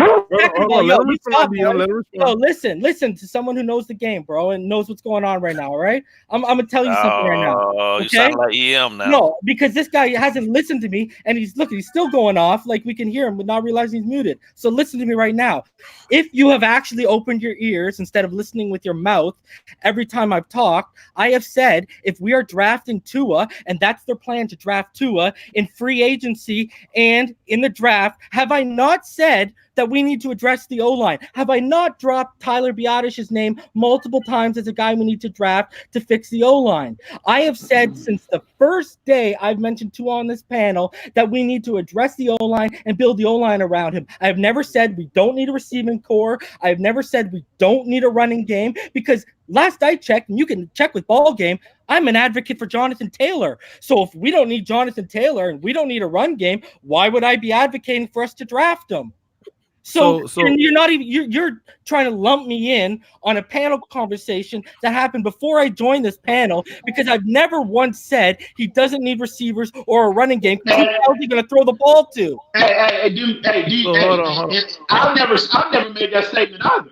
I've only said the O-line. The O-line has only thing, and I said redshirt him and give him 2 free agencies and 2 drafts. I've said that since day one, and Ball Game and Finsanity and EM can all confirm that. So I don't know why you're lumping me in with this. Don't start lumping me in with stuff I didn't say, because that's not how it went down. So let me say this. Let me say this, and so I can calm it down a little bit. But let me respond, if you don't mind, DM. I want to respond for DM because I know what he's talking about right now. Okay, he's saying keep the same energy, and this is what he means. And he may be calling the wrong people out. Okay, but he said keep the same energy. Y'all say that just like reason out of your own mouth. You just said, I'm tired of mediocre. We haven't had a good quarterback since Dan Marino. You just said that out of your own mouth. Because I've always said Tannehill is above average. I've never said he's good, great, or whatever. I've said he's above average. And I've said he really showed us what he could do the year where we had the unicorn line and that he could carry us. I've always said that too. So I've never knocked. I have 2 Tannehill jerseys hanging in my closet. I agree. That's why I said he may be calling out precisely the wrong person. But for EM, on the other hand, who's gonna sit here and say I never said that either? Now I ain't gonna get into it. Let me stop you right there. I don't need you answering nothing for me, bro. I'm not answering for you. I'm calling you out right now. I'm not answering you. You should let me finish.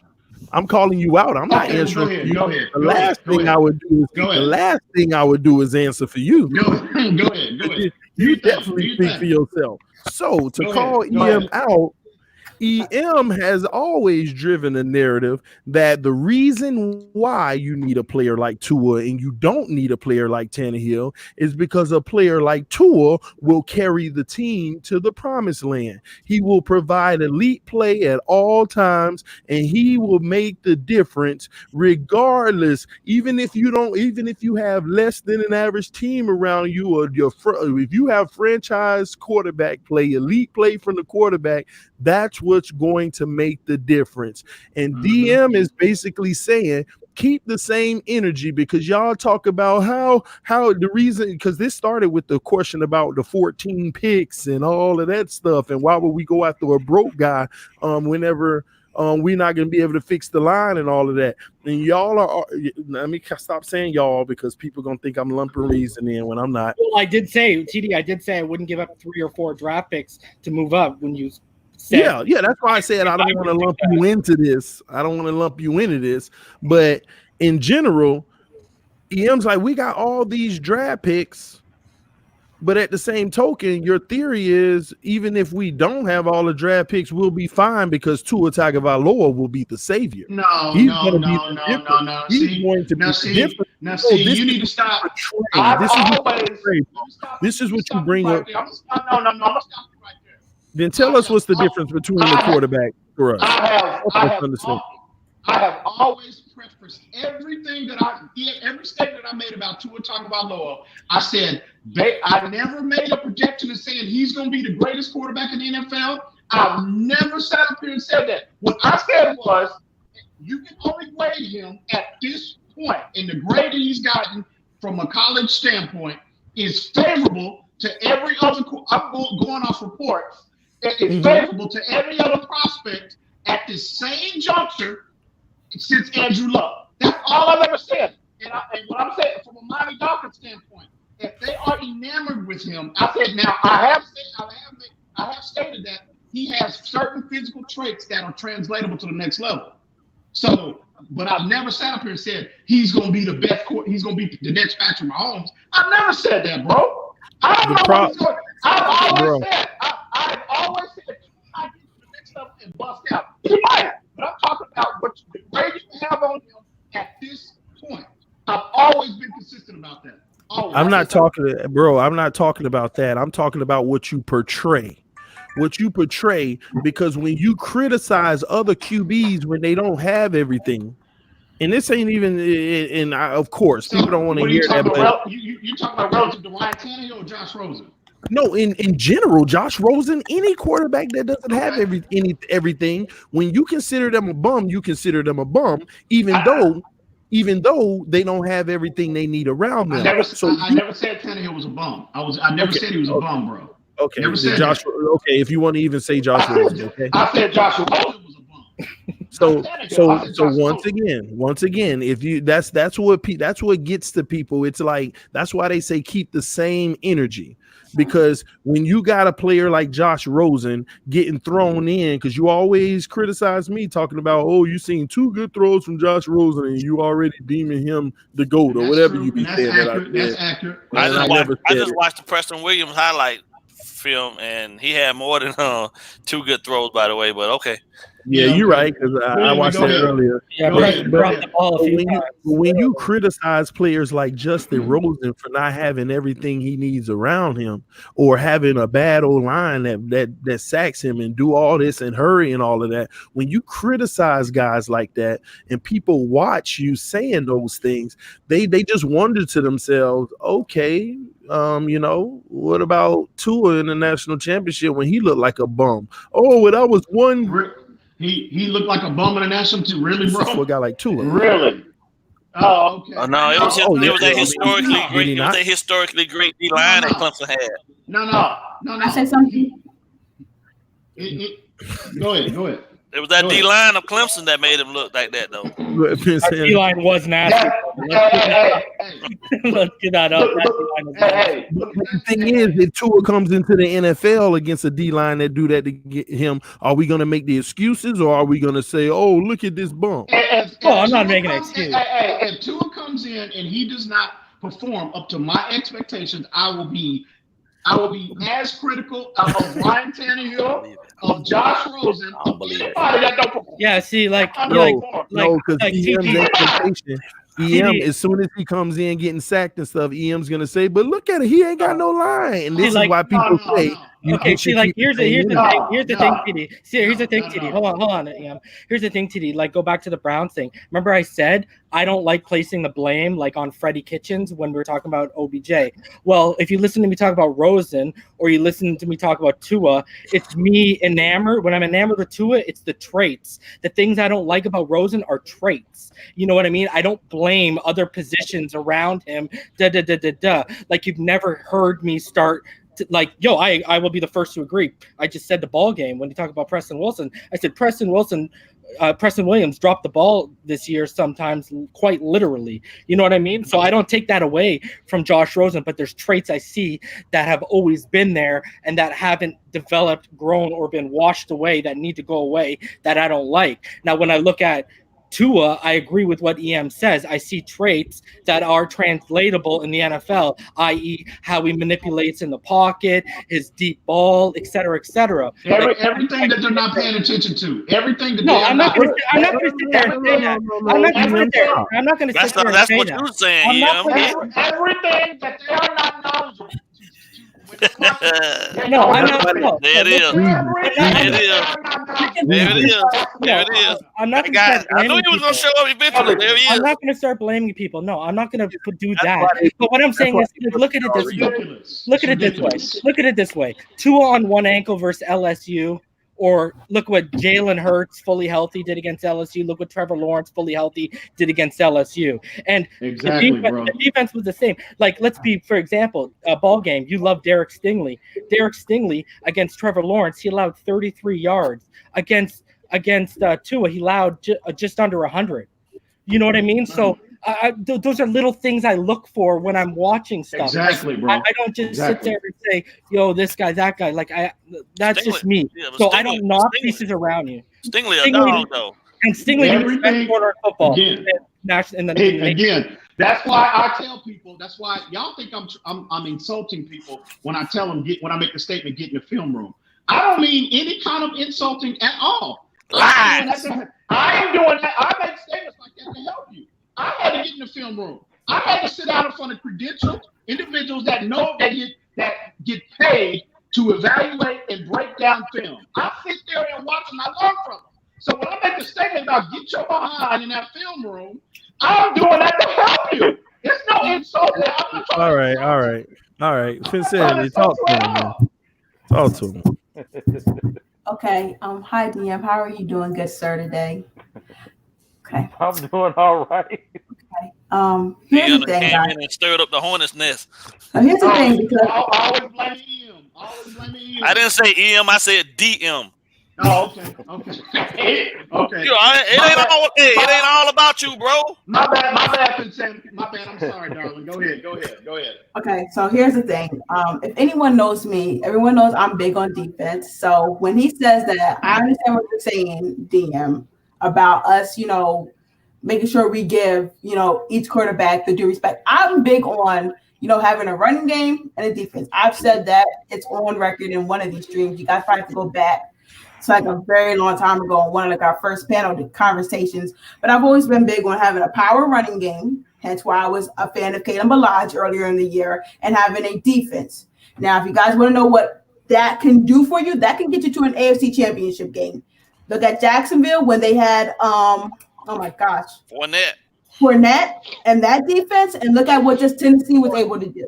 Yeah, hold up. Now, what Reason and EM are saying is that that's cool. That'll get you there. But what happens when you ran your running back amok, and you no longer can get those 200 yards for you a game? Can your quarterback carry it? And what happened in the second half? And again, for Jacksonville, now granted, we might say it was some, bad referee play calling and all that. But at the end of the day, we knew that Blake Bortles could not do the throw. So that's why me and TD, we agree on the fact that if you have a power running game and a defense, and then you have a good enough quarterback and above average, we're saying you don't need elite talent, because that running game and that defense has shown you the ability to get you to AFC championship games, to get you to NFC championship games. Look how bad the Rams fell apart last year once Todd Gurley's knees gave out. You need power running and you need a defense, but you also need a quarterback that when that time comes can make those throws. If they're going to take your running game away and you no longer have that play action pass across the middle to depend on, not any shots, you need that quarterback. And that's why I've always said, okay, that's why I said earlier that Tua was the bar. Because I remember me and TD had a whole, argument about, well, what is the bar? And Reason was on me about that. I'm saying is, if we're going to draft a quarterback in this draft, go out and get the best. But I'm also saying I'm not giving up everything when I know that Josh Rosen has shown the ability to make those throws. It's not his fault. EM, calm down. You don't let her finish. EM, stop. Let her talk. It's not on Rosen if the guys drop the ball. If he puts it on their hands, it is now EM. It is on them. It is on them to push that ball. Okay. Think about Kansas City in the first half of that Texans game when they were just dropping everything and Mahomes was putting it on the money. It wasn't until the second half that something snapped in them and they were like, oh, we might want to do our job today and actually catch these balls. So what I'm saying is that if we can get a power running game, I don't care if it's a free agency or the draft, you have to fix your offensive line, because obviously if you can't run behind your offensive line, then you see what happened with Kalen Ballage. He looked decent in free agency, but once teams really started bringing their defensive packages out, you saw what happened to our offensive line. We were like, well, what happened? And Tunsil leaving and all that could be a big part of that. But what I'm saying is this: if you have a running game and a great defense, a good enough defense, you can get to some championship games. But you are going to. wait a freaking minute. Go ahead. You are also going to need that quarterback. So the teams will take it away. If the teams see that you are run heavy and that's all you want to do when you want to run out the clock and we can't stop it, then cool. They're going to look at Derrick Henry. Derrick Henry is still unstoppable. He's just tired. If you're taking 40 hits a game for the last 5 games, something's going to happen. Think about what happened to Jay Ajayi. He's running out his mind. But eventually, guess what? You're going to get tired out. You're going to get worn out. And you need that quarterback. That's why you have to build a team, people. You have to have things around these quarterbacks. It can't just be on the quarterbacks. We can't just say, oh, this quarterback is going to take us to the promised land. And I get that's what DM is saying. And that's why I've never said it. Nobody ever said that. Nobody ever made that statement. I never made that statement. That's obvious. I get that, but this is why I called you a 2-year in the beginning, because you made it seem like Tua was the second coming of the Savior Jesus Christ himself, which we know is not true. Stop it.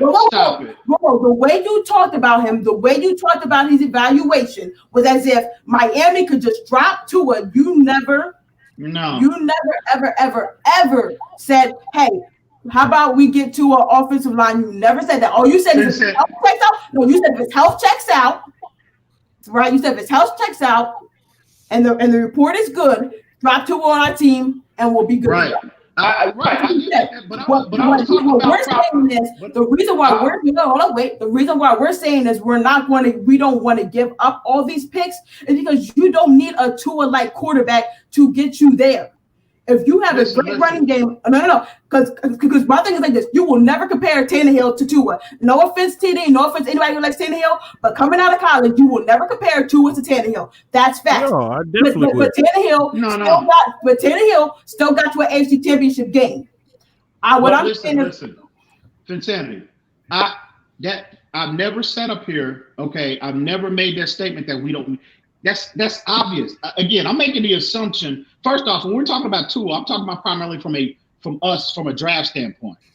That's why when I'm talking about all the statements that I've made about Tua is about his physical ability and the possibility of it translating to the next level. That's it. And I agree with you on that. I've never said that. I've never made the comment that, he's all we need. Start him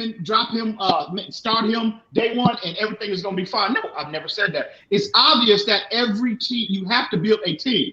You have to. The game of football is the ultimate team. Look at Russell Wilson right now. Russell Wilson's arguably the best quarterback in football, and he can't take. And where's he at? But see, what I'm saying is Aaron Rodgers. But see, I will say Aaron Rodgers looks like he's starting to downturn a little bit, and I'm a huge to me he's the best thrower of the football since Dan Marino, and Aaron Rodgers looks like it's starting to catch up with him a little bit. I'm just gonna say that on Aaron Rodgers. A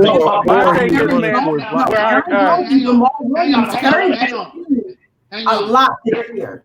And once they played that run game, what happened? Their defense didn't show up to play. What happened? You're very expecting Aaron. And it's too late. It's too late. Their running game is as they are playing at a historically great level. The San Francisco 49ers, as well as the TDC Titans until Sunday. I think, and that's my point. And that's why I tell y'all all the time when y'all make this when you think, if you just get a defense in a running game, no, to propel you to the AFC Championship game, you have to have some kind of historical. What do I say? Any aspect of your team to propel you to a certain point in the playoff, especially the AFC Championship game and beyond, your team, some element of your team has to be playing at a historically great level. Whether it be defensively, running game, or quarterback. My thing with quarterbacks is this. I just think that is the most important position in all of sports. And I think the quarterbacks are in a position they can have the most influence on a football game because they I mean, it's obvious they have the ball in their hands more than anybody. That's why Dan Marino won a Super Bowl, right? But look at that. Hold on. Yeah, I got the perfect example. There's two little blurps in the last like 15 years, right? Let's say it's three. The 2 Giants wins and the Ravens wins, right? That one Giants run, I'm pretty sure if you look at the stats, Eli went on that run that they won. He went 11 or 12 touchdowns and no picks. Yep. And then at historically high level. Yeah, and then Flacco broke that and he went 13 touchdowns and 0 picks. So there is a little bit to the defenses were still dominant. And they had a defense. No, there's a lot to that. There's a lot to that. Right. The defense still definitely played a part in those wins, though. Usually, like, look at when Aaron Rodgers won, what did he have? He had a top 10 defense. Yeah, he did. So usually, again, nobody is nobody. So we're clear now. So fools in the comment section won't be coming for my neck like they always do. For the record, I've never said football is the ultimate team sport. Yeah, agreed. You have to have help. That's why Marino doesn't have a ring. No, the problem with Marino is they ran into a historically great team, the Buffalo Bills. They had they were just the 49ers. And the 49ers. But those Bills in '93 were built for the playoffs. I don't know if people remember that. Yeah, they got a Hall of Fame quarterback, Hall of Fame quarterback, running back, and wide receiver. So they were a historically great team. That's what Marino's problem was. Yeah. See, the thing is, I don't know if y'all was messing with TD, but when TD would always mention Tannehill, that's when it would come where, man, we don't need no quarterback that need an O-line, a running game. That's where it would come from. Now, my thing is this. I understand what he's saying, but what I'm saying is, I'm like this. I'm not going against you guys. I agree with what you guys are saying. If Tua's the guy they want, get him. Well, what I'm saying is what TD was saying, you guys be fair. If y'all going to say that about Tannehill, basically it's like this. If y'all feel that any quarterback needs a running game and an O-line, don't sit here and say that man needed all of that to do something when the guy that we need going to need all of it too. That's my whole point, because y'all know I don't watch college ball. So, like you talking about the fools down in the comment section, they may be going after me because, to be honest with you, reason I agree with you and EM, because I don't watch college ball, so I got to agree with y'all. My point is, don't go get him and you don't put nothing around him. Just be fair. If you're going to get him, he needs the same thing Tannehill needed. A team. Get a team. That's basically all I'm saying. I don't necessarily agree that he needs as much as Tannehill, but he don't need it. Tua will not need. I think we already have pieces in place for him. We just Tua will not need an historically great running game to make the Pro Bowl. He will not need that. I'm comfortable. I am extremely comfortable making that statement.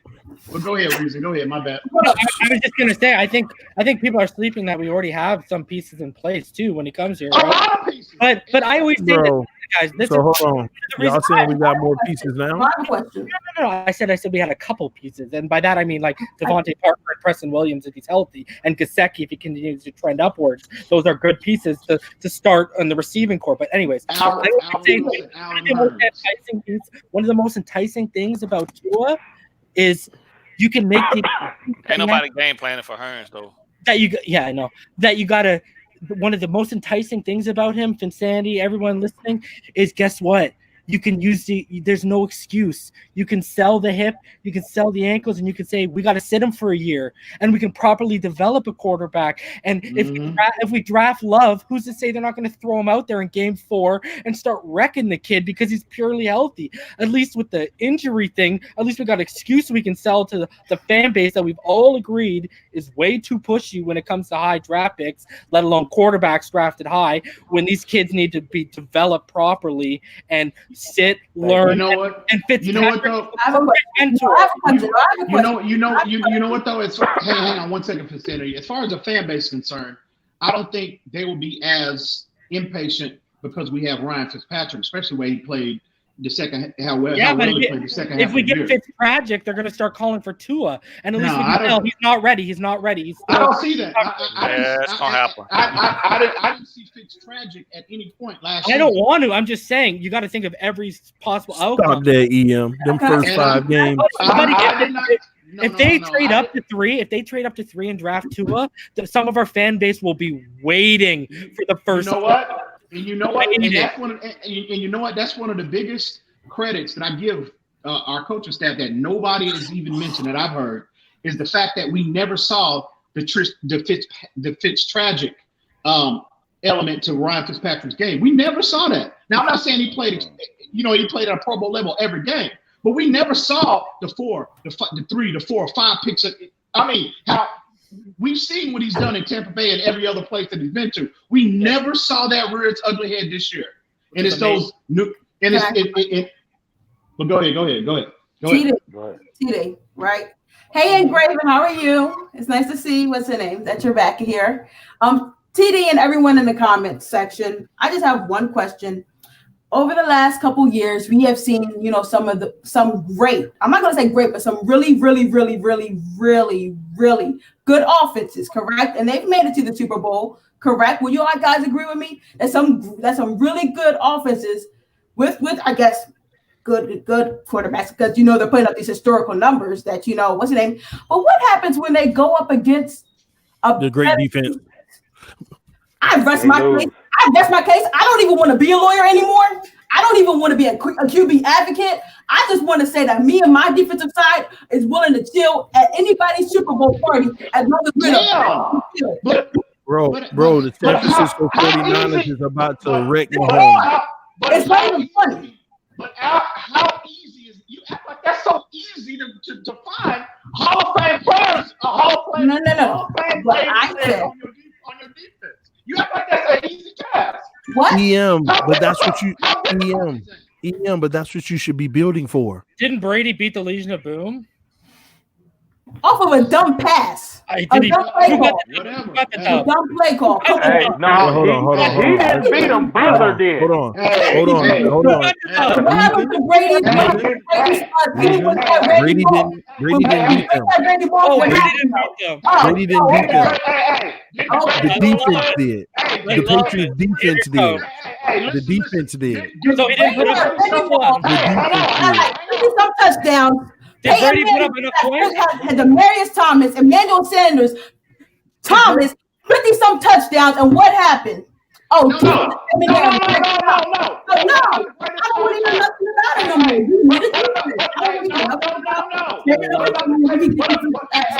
Goalpost. What has Francisco done? They got Greenleaf or Greenlaw, and they got Bolta, and what happened? Their defense went from they let go of their starting linebacker because he didn't know how to keep his hands off of women and still was out there balling. Oh my God. I wish I had a mute button. I really do, man. God. I had a point. Hey, listen. What about the greatest show on turf when they played that same historically great Tampa Bay Buccaneers defense in the NFC Championship game that year that they won the Super Bowl? What happened there? What year was that? Did I not just say recently? Did I not just say recently? Did I start that by saying recently? That's for 20-some years, but everybody. I can't make out nothing you're saying. You got to go back 50-some years. And that same defense brought them back and won a Super Bowl for them too, though. Now. Okay, yeah, they did. I agree. They did. I'm just gonna say, like I don't have to look at the numbers, but I guarantee at least 3 of Brady's 6 rings are against top 10 defenses, and I can almost probably guarantee that. Troy Blunt ran for 200 yards against the Colts. Hold on. Let's get this straight now. When we say at least 3 of Brady's Super Bowls were against top defenses, that's not forget. Some of those same Super Bowls, Brady didn't even score a touchdown. Let's not forget.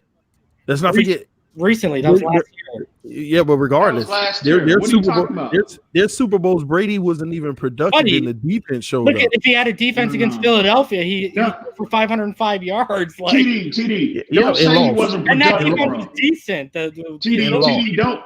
TD, don't say he wasn't productive. Now he might not have put up three. Okay, he might not have put up 350 yards and 3 touchdowns. Well, how about Don't this? say He wasn't the reason. How about this? He wasn't the reason they won. Not last year. Well, yes. See, listen, man. But against KC, he did, and I know you remember that game. He made a lot of key throws against KC. Big time throws, bro. Big time throws. I hate the guy. Yeah, against KC. Yeah, last year. Yeah. Yeah, but Kansas City had the 31 ranked defense last year. Well, he converted he converted like 3 straight 3 and 16s or something like that. Yeah, but I'm saying that Chiefs defense was ranked 31st last year. I wasn't surprised he did that. No, I'm just saying he made key throws like he's not. No. Why does everybody misconstrue last year's AFC Championship game? Why does everybody get it wrong? That game had nothing to do with the second half. Matter of fact, the second half went to script. It went to what should have happened. They should have lost on a D Ford, but D Ford went offside, or they would have lost. Bro, no, stop that. They did. Kansas City. Clark just had a whole post game thing about it. No, Kansas City should have won. You know what I mean? Hold on. Kansas City should have won that game by 14 easily. You know why they didn't? Because what did Patrick Mahomes do in the first half? Had historically one of the worst halves of football in NFL history. That was his one of the worst, there, bro. And why I don't want to be honest with you. They always I don't want to hear first time being there. Andy Reid, going back to the Eagles. Remember when the Eagles played the Patriots? Even since he had the Eagles, Andy Reid, for some reason, it's followed him to KC, and you can look at it. They are like historically slow starters, and that's what worries me against San Francisco. Because you start slow against them, buddy. That thing's look what happened to Rodgers. Rodgers turned around. It's gonna be bad. Yeah, I'm telling you now. I'm worried for Mahomes, and I want Mahomes to win. I am telling you now, you will not see that kind of production on the ground that San Francisco got against Green Bay against Kansas City. You will not see that. I promise you that. Yeah, Garoppolo. I promise you that. And I can promise you something. You won't see that kind of production in the air against San Francisco. He's right, because Sherman's been ridiculous this year. Hang on. Sherman's been ridiculous. The key to the game from a San Francisco 49ers perspective is to getting pressure on him with 4. If they have to bring extra, if they are in a situation to where they have to bring that extra defender, it'll be a blowout. It'll be a blowout. I'm telling you now. They're gonna bring 5. I'm telling you now. Yeah, because the Titans were bringing 3 mainly, and that's what screwed them, man. They're gonna bring 5. They're gonna bring 5. That's what worried me. That's what worried me. There is no way, bro. Because they had what was that? Rashawn Evans. He was spying. Why are you spying a guy who runs like a 4.8? Like, send him. Like, what are you doing? But hold on. Let me get something straight with Patrick Mahomes now. Let's get something straight. Let's go to stats real quick for a second here, okay? And I ain't a big advocate of stats. But y'all need to understand something. Stop looking at Patrick Mahomes' stats. Talk about when pressure comes. Everybody keep throwing these amazing numbers at me about when you send pressure to him, that's when he kills you. Let's get something straight. I ain't say you, Reason. I'm talking about everybody coming at me. They keep on every time I make this point, they come at me. Let's get something straight about Patrick Mahomes. First of all, we all watched that game on Sunday against Tennessee. Tennessee, they literally said that Patrick Mahomes has 16 pressures on him. And I pointed this out in the game. This man could be in the pocket for 10 seconds. Nobody around him. And if he runs to the right and a defender is chasing him 10 feet behind, they consider that a pressure. And if he throws it downfield because he finally sees somebody open, those go to his stats of performance under pressure. Yeah. Okay. But let me tell you something. What I did see in that, what I did see in that game is every time they actually sent real pressure, this man was getting bottled up. It's just they did it very minimal. Like when they Bro, hold on. Let's get it straight. They only did it like 5 times in the whole game. Okay, right. But hang on. They got it. got it done every single time. TD, what did I tell you? You know the problem? You know the reason why he struggled early on? And I told you in the comment section. This was late in the game. I ain't talking about early. Oh, you talking about late in the game? Well, yes. I think what changed the game to me was Patrick Mahomes stopped looking for the home run. He was more methodical in his offensive approach. That was the difference that's what, in my opinion, changed the momentum of the game. Early on, they had a solution for him, but he was consistently looking for the deep ball. But once he started to check down, take what the defense gave him, that forced Tennessee to prepare for the structured in the scheduled plays. And what that did was when he started to beat them from that standpoint, that opened up everything over the top. That's what you saw when Sammy Watkins got open when he ran that post and got open and hit him for that 60-yard touchdown. That is what changed the momentum of the game. And I see the same thing unfolding with San Francisco. But that's not my point here, bro. That's not my point. My point is, well, first of all, you're saying that's what changed the game. That game was over because Tennessee never broke out of their defense into a more close-up coverage. Never. Yes, they did. Hold on. Let me finish. They went up 14-0. Bro, oh my God. Bro, go look at the 14-0. It was drop passes by Kansas City. It was drop passes that forced them to punt early in the game. No. Let's get that straight now. Okay. And it wasn't 14-0 because they scored a field goal at first. It's impossible. What was it? I'm sorry, 17-3. They had a 17-3 lead, right? Yes. Think about how it happened. About how it happened. Tennessee went down, scored a field goal to start the game. They forced Mahomes to punt because Travis Kelce dropped the ball, the easy first down. He dropped it. And then Tennessee went down the field and scored a touchdown to make it 10-0. So don't say that they were doing it early on because they were up. That ain't how this game went. I don't know what you always talk about watching film. I don't know what you be watching. Nah, bro. What I am saying to you is this: everybody already knows that Patrick Mahomes takes what they give him. It's going to be easy getting the quick throws out there. Because if Tennessee is playing 10, if you got two to the right and both corners are playing 10 yards off, the outside wide receiver goes on a go route, and the inside wide receiver goes on an out route, 7 yards and out. He's guaranteed all day. Patrick Mahomes back to pass, slings it to the right, first down, out of bounds. First down, runs up a little bit, first down. That was all day. But what's going to happen when the San Francisco 49ers aren't 10 yards off? They're 6 yards off or they're 4 yards off. But you know what? Hold on. And they send 5 or 6, and Mahomes is forced to throw the ball right away. He has to hit Tyreek Hill on a slant to beat his guy. He got to hit his weapons real fast or hurry up and float it over the top to see if somebody beat that man. First read offense, basically. You're right. He's going to be forced to a first read offense. And guess what? The less than a handful of times Tennessee did that, he converted nothing. Remember the one where he threw it to Tyreek Hill's back and he was mad, like, come on, man. You saw the blitz coming, you got to turn around. Do y'all remember that play? I actually did. Tyreek Hill wasn't even out of his break. Highlighted it. Yeah, I saw it. Yeah, he wasn't even out of his break yet. Yeah. No, that was not Tyreek Hill. That was a running back. That wasn't Tyreek. Whoever. I remember what you're talking about, though. Yeah. Whoever it was. That's one play, bro. That ain't what I'm talking. That's one play. But I sat there and I watched the game and I commentated it, so I remember like the back of my hand. They only did that 4 times, and on all 4 times, it was like cake work. They either sacked him. With the one sack they had, they did the exact same thing. That one that we just mentioned right there, in a few other plays, they did it, and he was rendered useless. If you literally contain the pocket and send pressure and make him a first read quarterback, because he got to get, bro, what y'all are used to seeing. This is the problem that I have with y'all evaluating quarterbacks like Mahomes.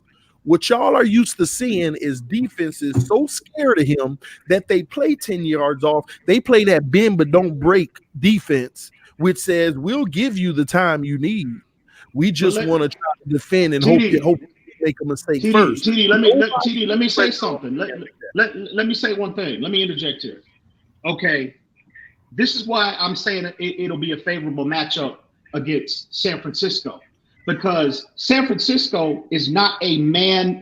Their defense, their base scheme, they are not a man team. They are a cover 3 zone-based team is what they are. They like to, and you reference, you reference their corners playing 10 yards off. That's their scheme, bro. That's their scheme. You want San Francisco to have to bring extra people, because generally when teams bring pressure, when teams blitz you, that puts them in a man-to-man situation. And I don't care what team it is. I don't care any team, any defense in an NFL at this point. Why do you think Tyreek Hill puts the fear of God in Harmon, and even Sammy Watkins? They put the fear of God in opposing defensive coordinators. If Zone eliminates speed though.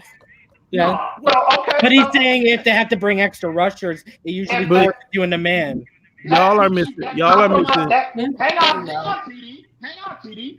That compromises what San Francisco likes to do. In other words, you're getting them out of their element. You're forcing them to play left-handed.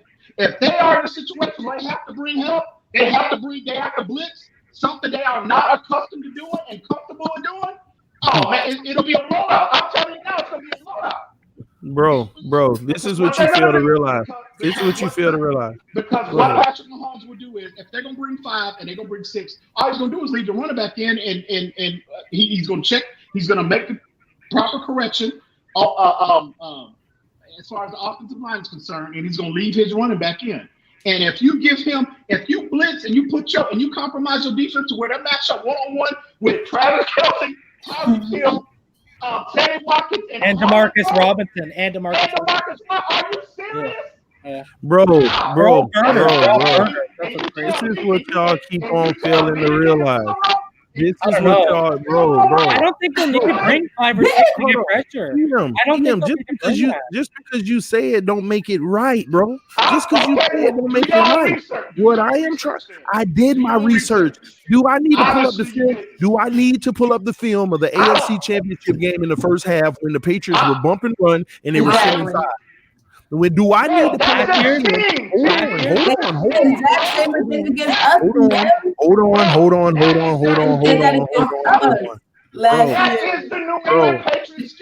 Bro, I let you talk.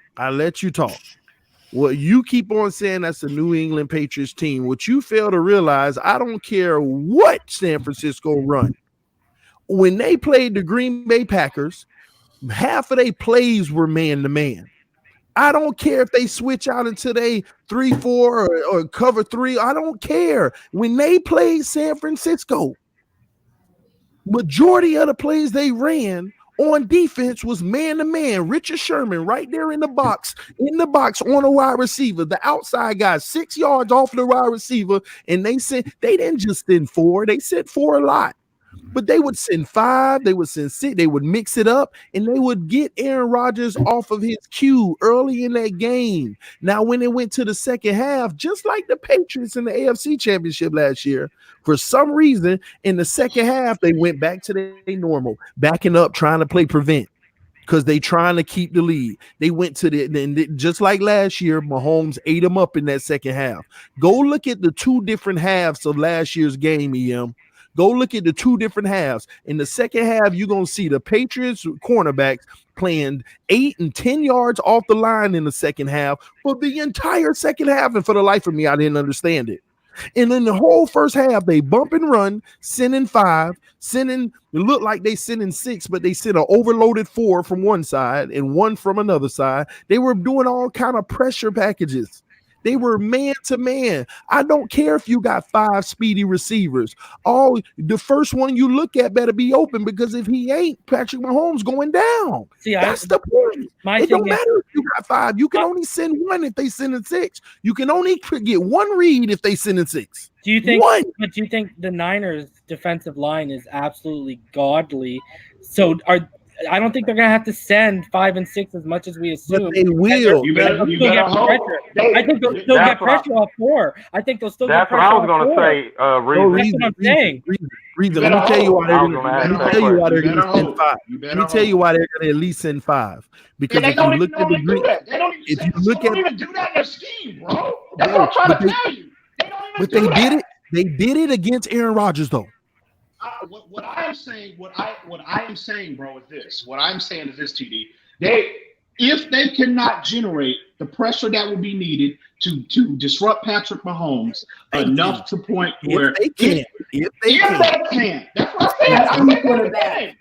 But what I'm saying to you is, you're saying your argument is if they can't with their normal 4. You're running under the assumption that they're going to do their normal 4, but this is the playoffs. Teams switch schemes on you, and that's what they did.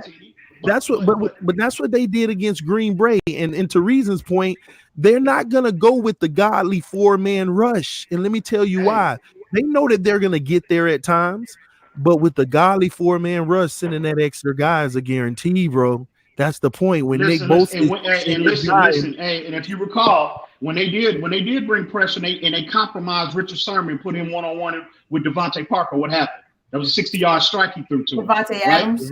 Devontae Adams. I'm sorry. Bro, what I say, Devontae Parker?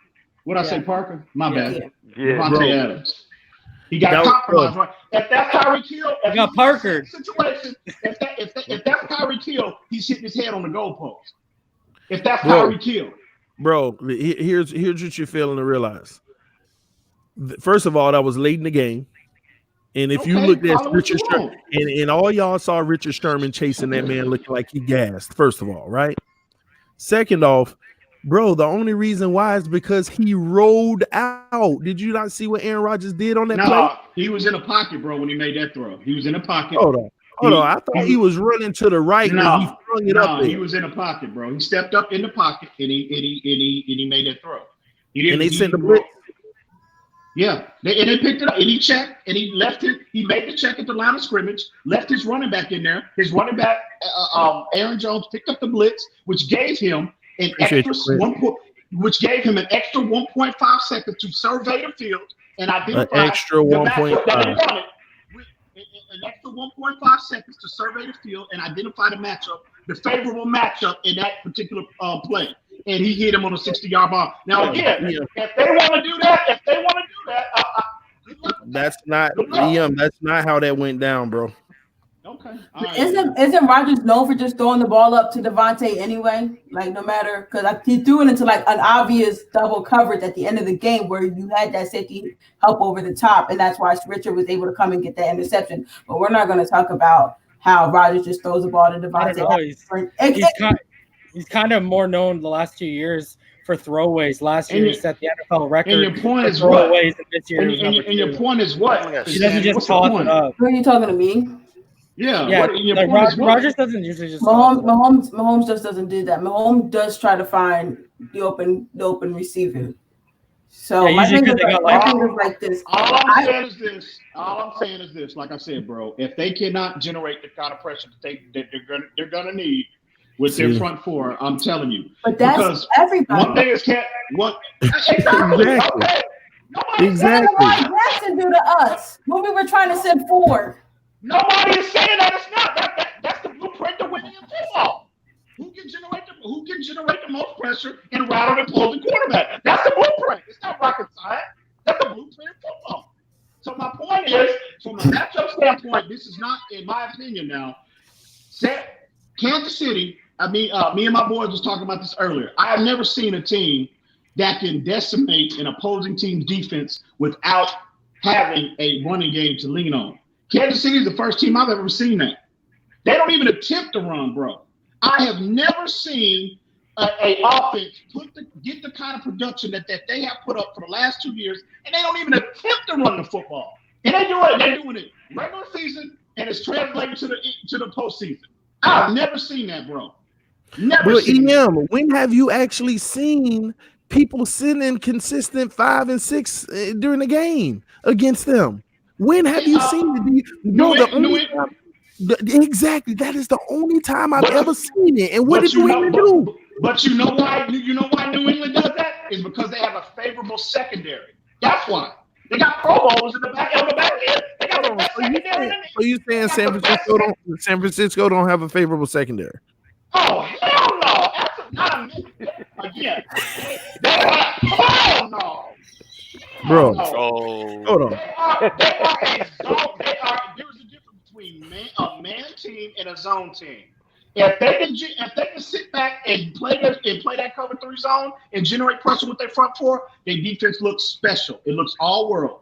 But if they cannot generate pressure with that front four, if you can block them up front, go back to that Seattle game when Russell Wilson beat them in San Francisco, the regular season game, when Clowney went berserk. Okay, if you can block them up front and you force them to have to bring pressure, that's going to compromise their scheme, and it's going to put those.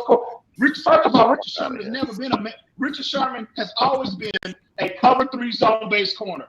That's the strength of his game. He's not an elite athlete to run with Tyreek Hill or Harmon or Sammy Watkins. He's not. Number one graded corner in coverage this year. Okay, well, I'm not. I've been thought about stop arguing with EM.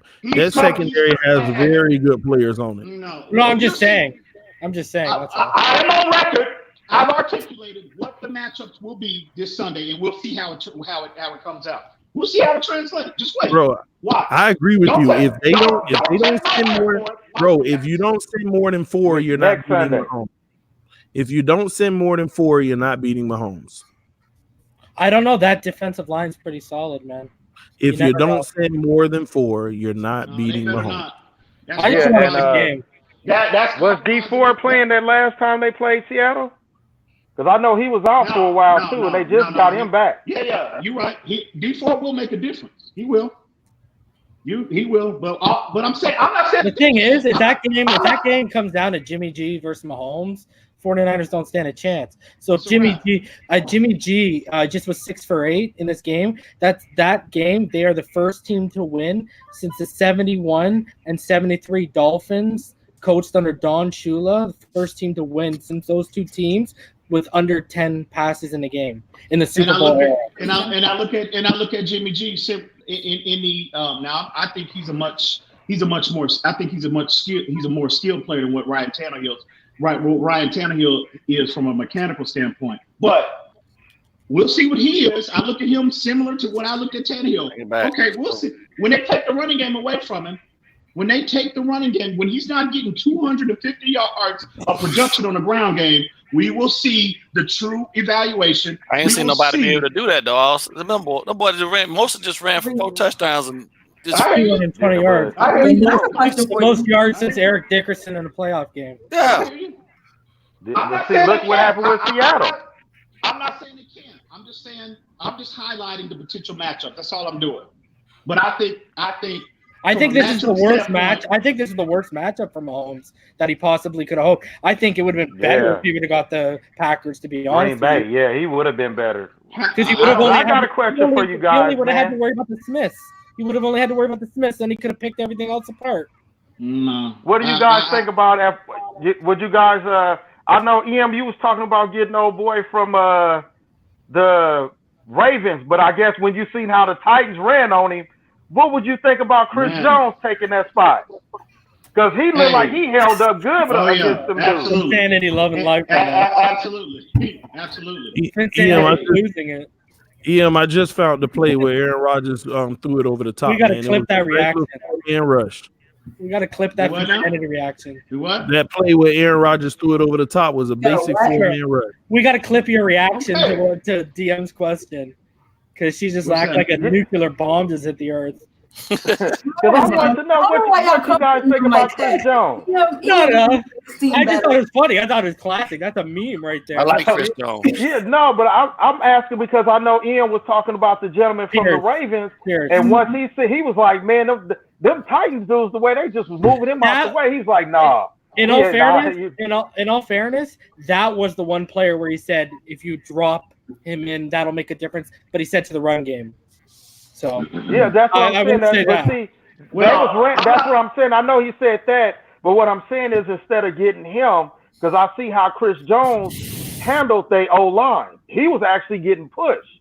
So I'm like, what if we can get him next to our tackle But from the Chiefs? Because he's gonna be a free agent too. One of them was also doing really well. But TD, everyone wants to know when you're going to start the mock draft because I actually was just loading it up. Just loading it up, man. So EM respond. There you go. Well, I'm a fan of Chris Jones. My point with Chris Jones is this. Okay, I'm coming from the perspective of what position is he going to play. Okay, he was in a 34 last year. He played a 3-4 defensive end, and we are well aware that we have Devon Godchaux playing one side, and we got Christian Wilkins playing the other side. My question is, are you going to put him in the middle? Are you going to play him at the nose? Is he capable of doing that? I don't know. I haven't seen him consistently put that on tape. So the only issue I have is cost, number one, and then are you going to play him primarily at the nose? I don't know. But them boys got the praise that they got, bro, from playing defensive tackle as a duo inside. Both of them playing DT together. That's where they got most of their production from. So it's we don't need a DT. We need ends. Yeah. Wilkins, Wilkins. No, well, we need D line, right? We need outside linebackers. What we need. We need Jadeveon Clowney is what we need. And I'm not saying I'm a fan of Chris Jones. I'm just saying, okay, you're gonna pay him. He's gonna command 15, 16 million right off the top. You already know that, which is fine. So, I don't know. I'm not saying I wouldn't take him, but I just think if you get Michael Pierce is we have a open spot for him in this defense, in the middle of this defense. He's a prototypical nose tackle in the 34 scheme, bro. Prototypical. Right, and I know he got handled. Against Tennessee. I know he had a rough game, but I'm not gonna kill the man for having one. All of Baltimore's defense had a terrible game. Not just him. Yeah, and New England. All right, guys, we're gonna shift gears, guys. We're gonna try to do a quick mock draft, but we're only gonna do the first 2 rounds. Since we have 5 picks, because the 3rd round gets a little tedious. Move on, second pick. Lord, we'll see. At least we know things are updated now. Joe Burrow's going number 1. Well, hold on. Well, yeah, Chase Young number 2, Jeff Okudah number 3. Jedrick Wills is ranked higher. Wow, Alabama's offensive tackle ranked higher. Oh, look at the team needs. What's number 1? Can you just show everyone our team needs? That's not number 1. They just go in order with QB first. I'm just joking, bro. I'm just joking.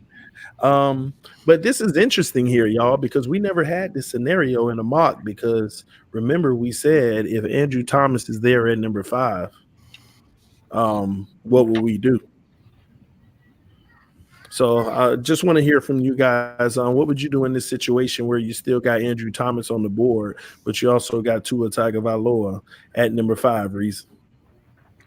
So personally, and I know we can't do trades in this, but I would actually, because I'm looking here and I still see Tristan Wirfs there, and I know we talked last mock when we did it about potentially moving back or moving back up into the top 10. Moving back if the guy we wanted where we drafted wasn't there, or moving back up if the guy was there but there was someone else we like, and we used AJ Epinesa. So my thing here is I would actually draft Tua Tagovailoa and then I would move back up, because I'm looking at what's up here, and I don't see Andrew Thomas or Tristan Wirfs going until the Arizona Cardinals. So I could probably leapfrog them with the Panthers. So how are you going to leapfrog them? You're going to trade out? You're going to trade back up again? I would trade back up again, because if you can get – what is that going to cost? That's a top 10 pick. And I agree, but if I could walk away with Tua Tagovailoa and Andrew Thomas as my 2 picks in the first round, I consider that as close of a win as getting Tua and Chase Young in the first round. That's the second best scenario to me. So I would do that because I would have the guy to protect my guy for his whole career. And if it doesn't work out, I got the guy to protect whoever I got back there, and I got arguably the most polished and ready guy. I like him a lot better than Jedrick Wills. I actually put Jedrick Wills below Tristan Wirfs because I like Tristan Wirfs I think can also exceed as a guard. But we're talking about a guy who's a 6'7" tower monster of a behemoth of a man who's very athletic. The only thing is Thomas is more polished right now. So I think Wirfs has the highest ceiling, but I think Thomas is the most ready. So if I could walk away with the most ready offensive tackle, and I could walk away with Tua Tagovailoa, who I think when healthy is the second best quarterback prospect to come out since Luck, and Lawrence is going to be the number one next year. So I think I've now absolutely already won the draft, and I've already made 2 picks, and I'd be fine with that. All right. So pretty much Tua's and then move back up. That's interesting. Never heard that one yet. That scenario. What about Mr. Ballgame? What would you do in this scenario? I'm taking where we at? 5. 5. Man. There's a ton. Your boy Isaiah is still there too.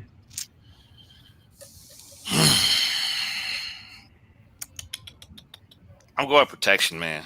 Sorry. Andrew? Yeah, man. Still don't change. All right. Insanity, what's your thoughts?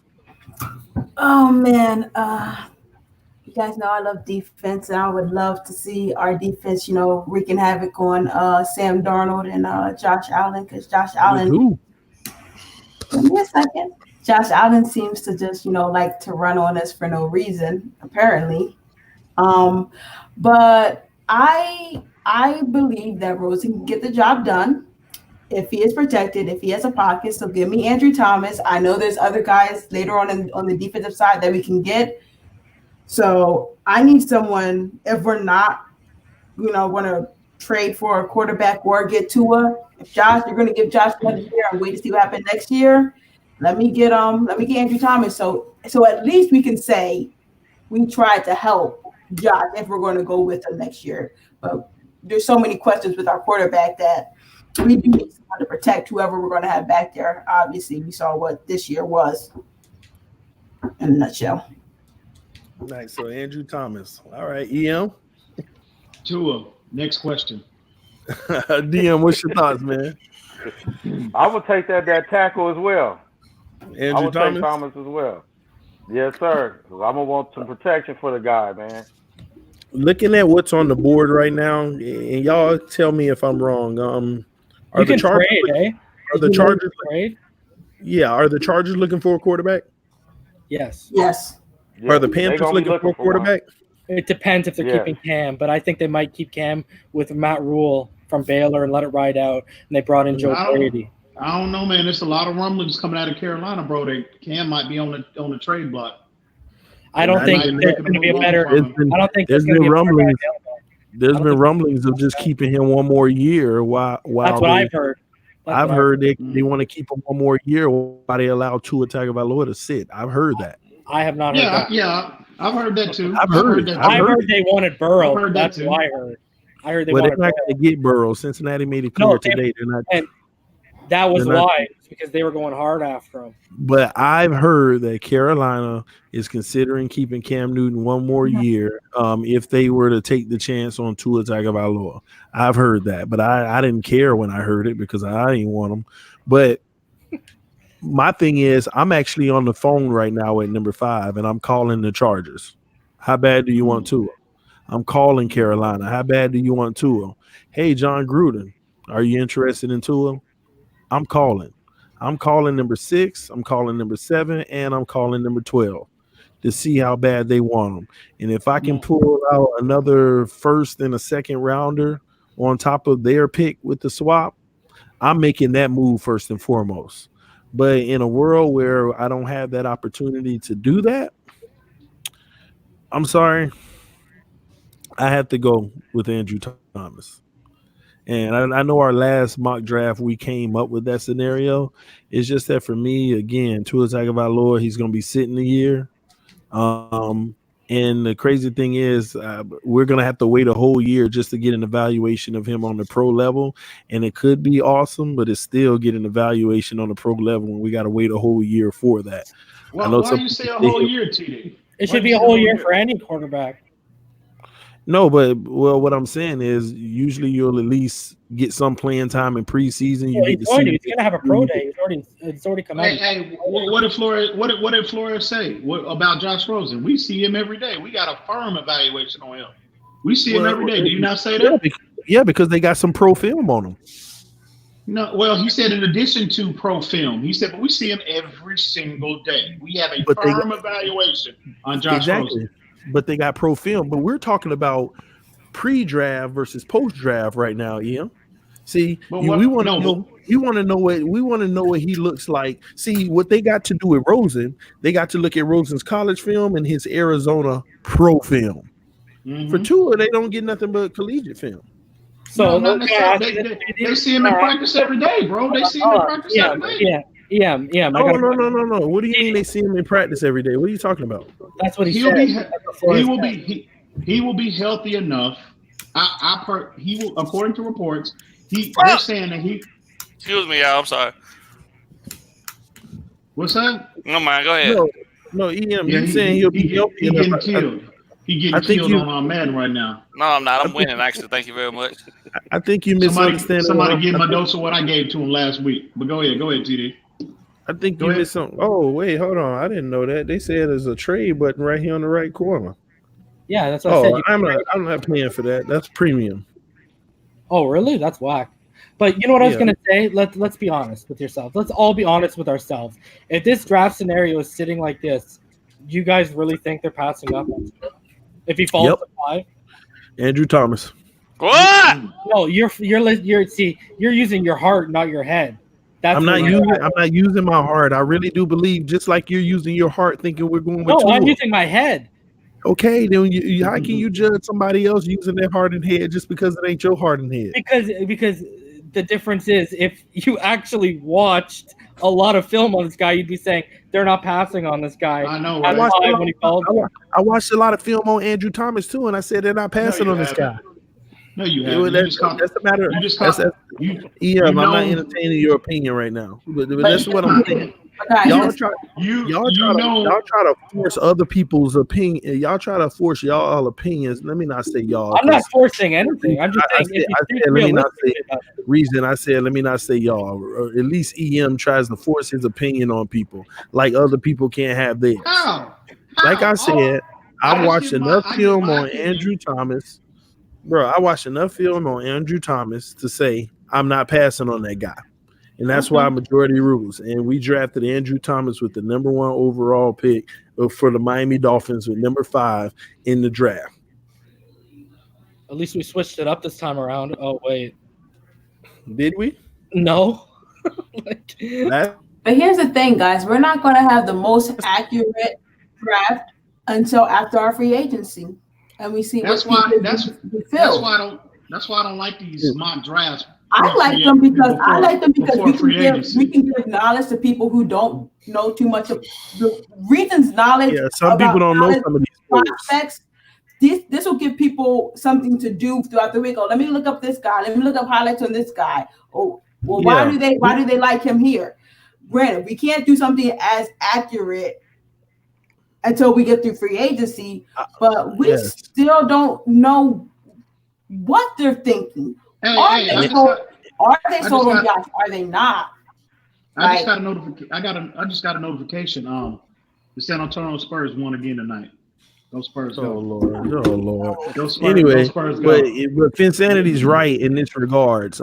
Even Andrew Thomas, we got 154 people watching right now. I'm willing to bet 100 people didn't even know who Andrew Thomas was last time we did this mock until we talked extensively about why we're picking him number 5 overall. So this is why people love this, because think about the Miami Dolphins, the last 10 drafts we had. Out of those 10 drafts, I can guarantee we picked 8 players that nobody even knew who they were when the name got called. People didn't even know who they were. So and that ain't to the people who study college and know the game like that. So that's why people love the mocks like that. But number 18. What's your thoughts right there? Because we finally have a definitive. Remember last time we were picking number 24 and number 26 on the mock draft. Now we got better quality players that we're in contention for.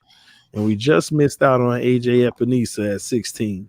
So with these, now we have all these players that weren't available for us last time, like I always say his name wrong. Clavin Chasen, Ruggs, Swift, Higgins, Diggs, Kinlaw.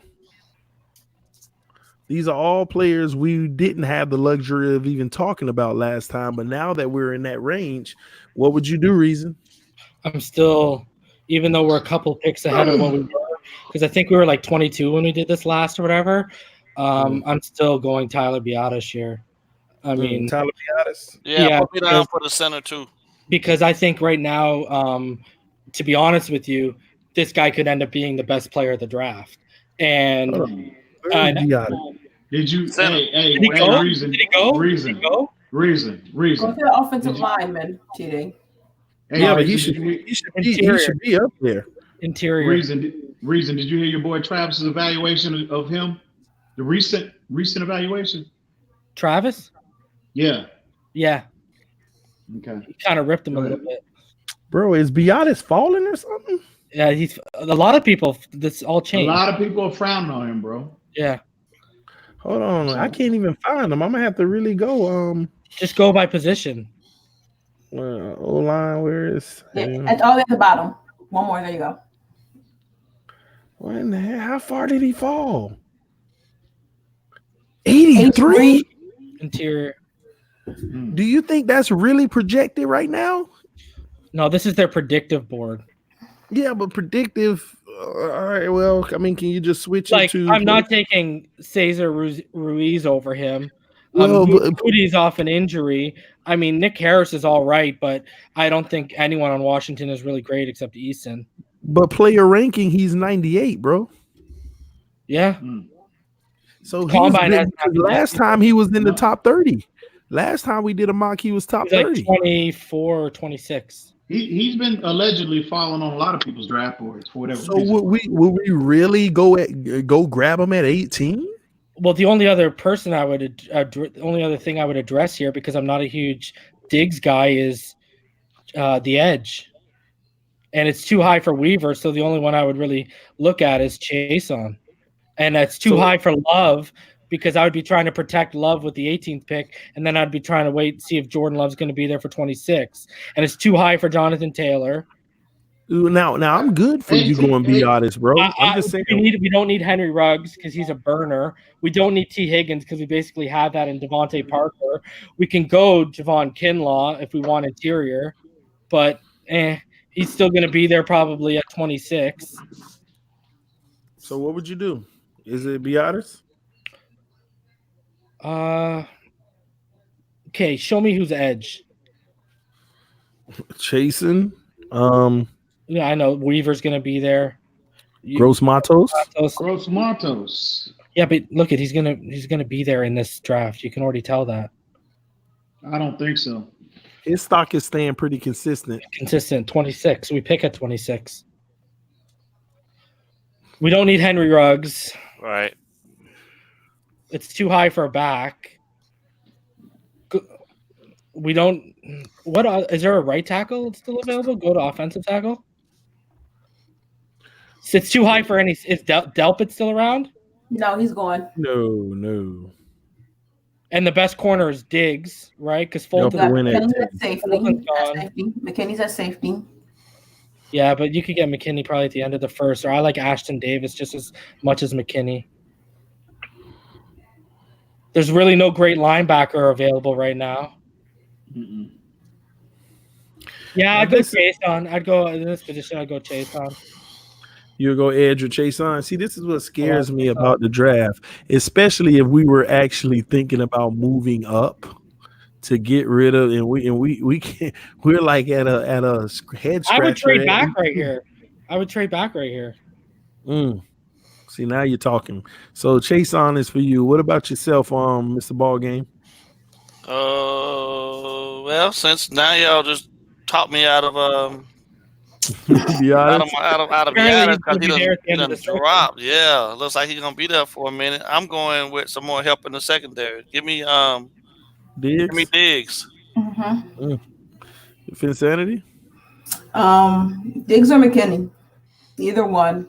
But I need to go defense now. I'm going to be on the edge of my seat if we don't get a top defensive guy in this draft in the first round. So which one? Either or. I know. We need a safety because Bobby McCain is not a safety, obviously. And But you're on the clock. Okay, well, we need a safety, right? And we also need a cornerback. So I'm saying either one. Let me be a Libra. Can I be a Libra and be indecisive for 5 minutes? Jesus, I'm decisive about everything but this until I see what we do in free agency. But if I had to pick one, I would like to see us get a safety. I would really like to see that. I don't know if Needham is the guy, which I'm not starting that conversation and that argument, but I do know that we need some speed back there. We need to get young because G5 is on his way out, and obviously Bobby McCain has shown that he is not a safety. So we need someone young that we can develop back there with these guys. So yeah. So which one did you pick? Give me McKinney. I got to get a Bama player on here. Might as well. Jason Diggs. Way too high for a safety, but I want one of the top ones. I want one of the best ones, King Truth, and I like Alabama, so why not?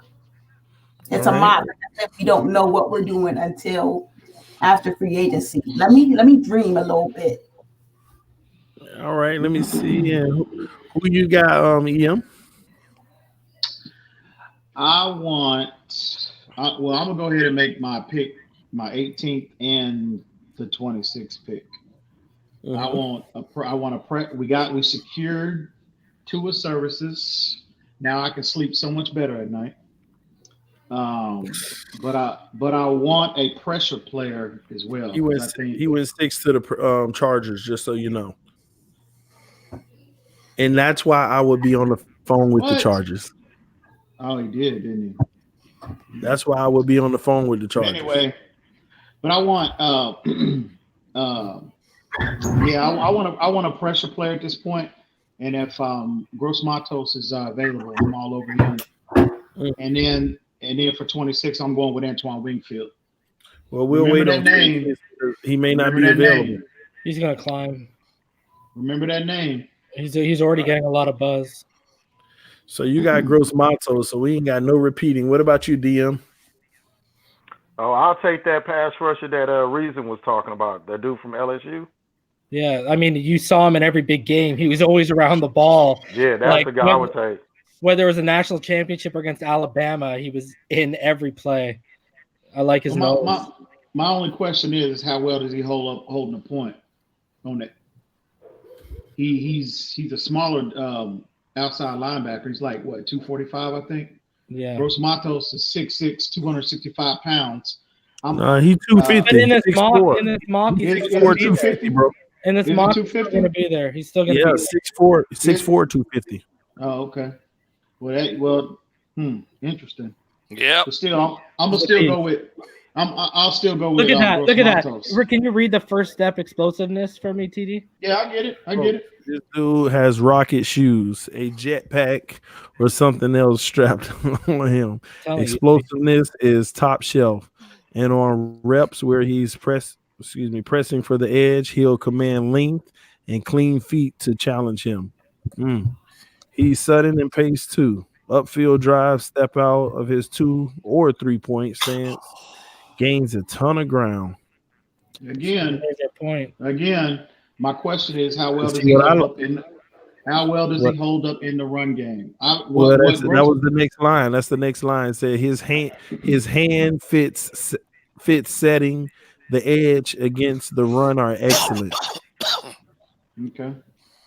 Shows ability to lock out and get a firm stab on the numbers. He's coming along nicely in his ability to play with. Let me see if I got more. Play with fitness as well. Pretty much, man. He looked like it's a stud. This is a kid I liked in the last mock too, and a couple of you were on board with him on the last mock, but now everyone's off him. I'm not off him. Reason. I'm just saying. It's a passing league. This is your edge, but this is your edge guy right now. If you want to go here, my thing is that game against LSU with Diggs worries me, man. I don't know. That just worried me. This is one game, bro. But it was bad, bro. Like, corners have bad games, bro. Corners have bad games. So, guys, I'm still going Gross Matos. All right, so it looks like the overwhelming favorite is going to be Chasen. But I wouldn't have actually went there. Believe it or not, I would trade back too, but I would actually go ahead and grab Dobbins. Oh, the running back. Yeah, because I know I'm going later on to get another old lineman, and hopefully he doesn't go. But if we can get Biotis later, that's gonna make me feel better about it. But I would go ahead and grab Dobbins at this point. Go ahead and make sure I don't lose them out to somebody else. That's just what I would do. But we're gonna draft Chasen because that's the overwhelming. We got 2 votes on that. Everybody else is spread out. We got 3. Did I mention the San Antonio Spurs won tonight? Did I mention that? You did. Okay. I just want to make sure, bro. Sorry. Just terrible. Diggs is gone. Ruggs is gone. Murray is gone. Higgins is gone. Patriots go offensive tackle. Becklin. See, I told you could get Gross Matos here. Yep. So what you got? Reason? Can you just show me the quarterback rankings so I can get a guesstimate of when I can say Jordan Love? He's gone. Is he gone? Yeah. Mm-hmm.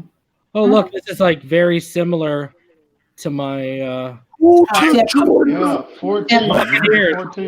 Buccaneers. 14. I don't think he'll get past the Colts, but okay. Reason. That was my next pick too. Yeah. And the thing is, my quarterback rankings are exactly the same, except I got Herbert and Love flipped, and then I got Fromm and Hurts flipped. But then I do have Nate Stanley and then Anthony Gordon after that. But yeah, I'll take Jonathan Taylor. Like the most 200 rushing yard games of any collegiate running back of all time. Jonathan Taylor. Where do we pick again after this seating? I was going to go Taylor too, but I'm trying to look and see which of these teams actually need a running back. Well, KC is what you got to watch, but they might take Swift. I don't see where we pick again yet. It's probably the second round, right? Yeah, second round, but this is why. Hey, this is why if the Raiders were being hotheads, I really would be on the phone with the Raiders right there for 12. I would give them number 5, and I'll take number 12, and I'll grab Jordan Love. And then I'll take their number 19 and still get Chasen. And another another pick, exactly. And have another pick from. Yeah, but you know what, brother? You're going to be waiting on a year or two at least for Jordan Love. So everyone's issue with Tua. Everybody needs to sit. But I'm good. But I've been a proponent of building the team first before you get your quarterback killed. And I don't care, even if Rosen got to go the hard way. Well, prove it this year. You thrown to the wolves. And if you can prove it, now we got you and Love, and we got a trade asset. If you can't prove it, Love, you sat a year watching Rosen stink it up because he couldn't prove it, if that's the case. Mm-hmm. That's just where I am on it. But the only reason I'm saying Jordan Love, let me tell you now, I've never been a Jordan Love guy. I just have somebody that's been speaking in my ear saying that they're going after Jordan Love. I have been a Jordan Love guy, for the record. Thank you. Yeah, I haven't, and it ain't because I just like him. I just never really followed him that way, and I've been watching his film lately, and I like what I see, but it still don't jump out the gym for me like crazy. So I'm just going with it because I'm trusting the person that I know that's giving me that information. And I don't even, and especially if they talk about 5, I would be pissed. Yeah, that's way too high. Now, TD, were they anticipating Tua going back to school or what? No, they had Tua coming out. I thought you said they really didn't talk about Tua or whatever when we asked you. No, they had him. I mean, everybody had to assume that he was going to be coming out. So I'm assuming that they had Tua coming out. Otherwise, they would have think about it. If they were really high on Tua coming out or not, they would have mentioned, well, the person I'm talking to at least would have said, hey, this guy too, because how can you pass that name up, without mentioning? So to me, it was just a case of, I don't think that, but again, I'm not saying this person's the gospel. I do trust them at this point, but at the same token, never know. When I'm getting all this love talk, but it ain't just been like a week or two. I've been getting it for a while. I just never put any interest in it until they were right about a whole bunch of other stuff. I think they're gonna be wrong in this instance. Maybe. If someone moves up in ball games, right, and like let's say Gruden makes that leap for Tua, Love's definitely in play. But I think 5 would be a reach for Love. Yeah, but you're gonna have to be in the top. I'm telling you, he will not make it past the Colts. Quote me on that. Who is that? Jordan Love. The fan base and the organization, from everything I understand, are enamored with this kid. And Jordan Love fans are picketing in Indianapolis. Look what happened on this mock. Justin Herbert went before Love. They went Herbert instead of Love. From what I understand, everyone loves Love out there. I don't believe this one right here. CeeDee Lamb, wide receiver, I think they really want their quarterback. Yeah, that's another guy. If he, like Jordan Love's the closest thing to Kyler when you look at skill set in this draft. So Gruden can sit around and wait at 12 if he really falls in love. The Senior Bowl, Herbert and Justin Love have a lot riding on the Senior Bowl this weekend. A big deal is being made about it. So who did you have again, Reason? Did I make a pick? I said Jonathan Taylor. Who is it? I said Jonathan Taylor. Okay, Jonathan Taylor. What about you, Mr. Ballgame? Oh, he on the phone. Finsanity? Oh man, because Jesus. Rip said we pick again at 39, so I'm really trying to see. Taylor's you gotta see the rankings. If you see the numbers, I know Taylor's going to be going, and that's my guy, especially a young man from New Jersey.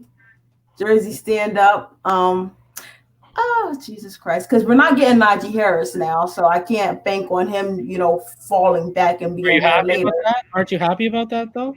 Huh? Aren't you happy he's staying back? Oh, yeah, because now Alabama's going to win the national championship next year. Mac Jones? TD, scroll over to safety. No, with Talia. With Talia. I haven't watched them play. Wow, look. Winfield was ranked. Last time we did this mock, Winfield was at 100. He's at what's the name went back too? Devontae Smith went back too. So I know, but I've only seen the few snaps he's taken at Alabama. I haven't seen much of him. Is he good? I haven't seen anything or heard anything about his high school career to his brother. I've only seen the few snaps he's gotten here and there. So I don't know how good he is. I'm asking you. I thought Mac Jones was. I feel like it's honestly going to be a competition. I can't say that Talia is going to start over Mac, especially the way Mac came in and was somewhat productive for what it was worth. He did enough, I guess, that we needed him to do. And you get Najee Harris back, so I really feel like no matter who you put back there, as long as Bama goes back to a power run. No one can mess with us. And I say that confidently. And I really feel like Najee Harris might be a Heisman sleeper for those who like to, play odds on, if they actually go back to a power run and let Najee Harris be who Najee Harris is, he might be a Heisman sleeper. Just saying. And Trevor Lawrence, I see it, taken from him again. Which is really sad. Who you got? Oh man, Jesus, I'm so tired. Let me just get Jonathan Taylor. But if not, let me see who they have on the interior defensive lineman real quick, just to say that I did it, just to say I looked at it. Kinlaw interior. Yeah, and Kinlaw's still there. Jesus Christ, and Raekwon Davis. Oh man. And we're not picking. because I really feel like I like some of the guys we have on the interior, but we do need help and we need to get young. And I really would love to see whoever we picked so far, I would love. We got an edge, right? Chase on and Andrew Thomas are who we picked so far. Oh man, do you? Yeah, let me get Jordan Taylor. All right, ball game, you back? Taylor, my bad, sorry. But I would love for Wilkins to have another guy. Yes, I'm a Bama fan. I would love to see Wilkins get a guy on the inside young with him. So, Jesus Christ. Kinlaw's the one I would be struggling with. I would be Kinlaw. That's what I'm saying. Like once I saw him, I was like, He was a beast at South Carolina, a monster. Yeah. So EM, who would you go with at this point? Well, what's that? Who would you go with at this point? We at 26. Yeah, Winfield's still going to be around in the second round on this board. Well, Gross Mato's still there, EM.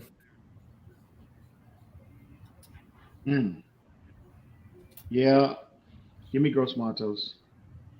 DM, what's your thoughts? Man, I'm taking whoever the best running back is coming out of this draft with this around this time that's left. Y'all like Taylor over Dobbins? So let me put it this way. I'll give you the best comps I can think of. Jonathan Taylor, think of Todd Gurley.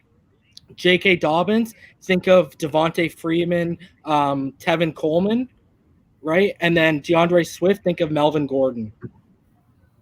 Those are the best comps I can give you. I'll take the other guy, the first dude you named. Taylor? Was it Taylor?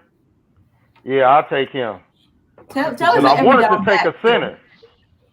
Yeah, because I want that center's there with the next pick. I would take him. Taylor will be in second round. Yes, he will be. Yeah, and this draft, because I know that's the reason why I went with the DN. Running back. Well, we need one, so why not get the best? It look like we're going Taylor then, because I would either go Dobbins or Gross Matos. All right, so we're gonna be running all the way to 39. There goes Gross Matos wins, and he went next to Seattle because they probably ain't gonna afford Clowney. Justin Jefferson went first. There goes Swift to KC. And Tennessee went interior defensive lineman. Oh, Hammer went okay. There goes Weaver. Weaver goes. He went to Detroit. Yeah, McKinney out of there. McKinney's gone right before us, y'all. So here we are at 39, and we could have got J.K. Dobbins at 39. Oh, you know what, man? I'm gonna say it, and Finstani's gonna love me. I want Terrell Lewis. That guy could go as high as 10. That guy could go in the top 15. I'm telling you, Terrell Lewis is gonna be a guy who climbs. I'll take Terrell Lewis. Our edges are nasty. What about you, Finsanity? Davis or Lewis. I need our defensive line to get pressure on. I guess I don't know who the Patriots are going with, but if they go with Stidham, I need Stidham uncomfortable. I need Sam Darnold uncomfortable, and I definitely need Jesus Christ, Josh Allen uncomfortable. I would say the edge, because Allen likes to get outside a lot, and we need two guys. We get two guys that can set up for us and young and fast. But we also, as you know, we also need to address our run game too. But yeah, let's go ahead. Either one, they're Bama products, so you know they're going to be starters day one. You know they're going to be productive. Potentially, second year, third year Pro Bowlers by that time with the development of our coaches. So yeah, go ahead. Any Bama player at this point, any Bama defensive player at this point, because I don't know. I think all of our offensive players are going by now anyway. EM? Antoine Winfield. Antoine Winfield Jr. It's just funny how you said that. Well, how far is he away, man? Go to safeties, you'll see him. He's going to be climbing though. You're going to see that guy come to combine.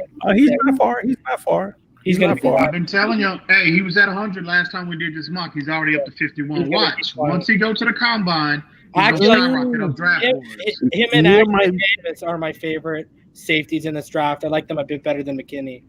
Young might be on to something for the first time in his life. No, okay. He's a son. His dad was a beast. What about you, DM? And see, go ahead. Oh yeah, I'm taking the DN that Finsanity and Reason was talking about.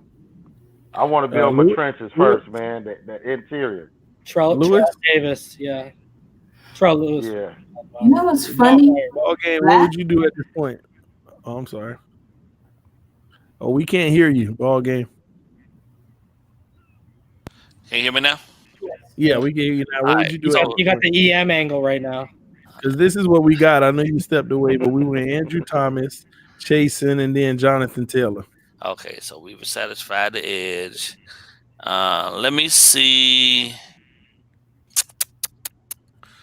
Let me see what the remaining O-line one. Yeah.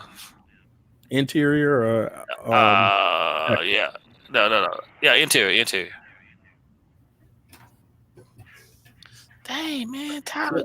Yo, these are whacked out. That's crazy, man. Let me see the corners. Cornerbacks. I gotta keep an eye on this. Be honest. Falling. Bryce Hall dropped last time we did this mock. Gladney stayed the same. He's a beast. Yeah, I'll take Gladney because that dude is. Yeah, give me Gladney here. Him or Jalen Johnson. All right. Do we have any doubles? Anybody pick the same person? It was early. Y'all had. We got more votes on. Is it Terrell Lewis? Question. Yes. Are we satisfied at right tackle?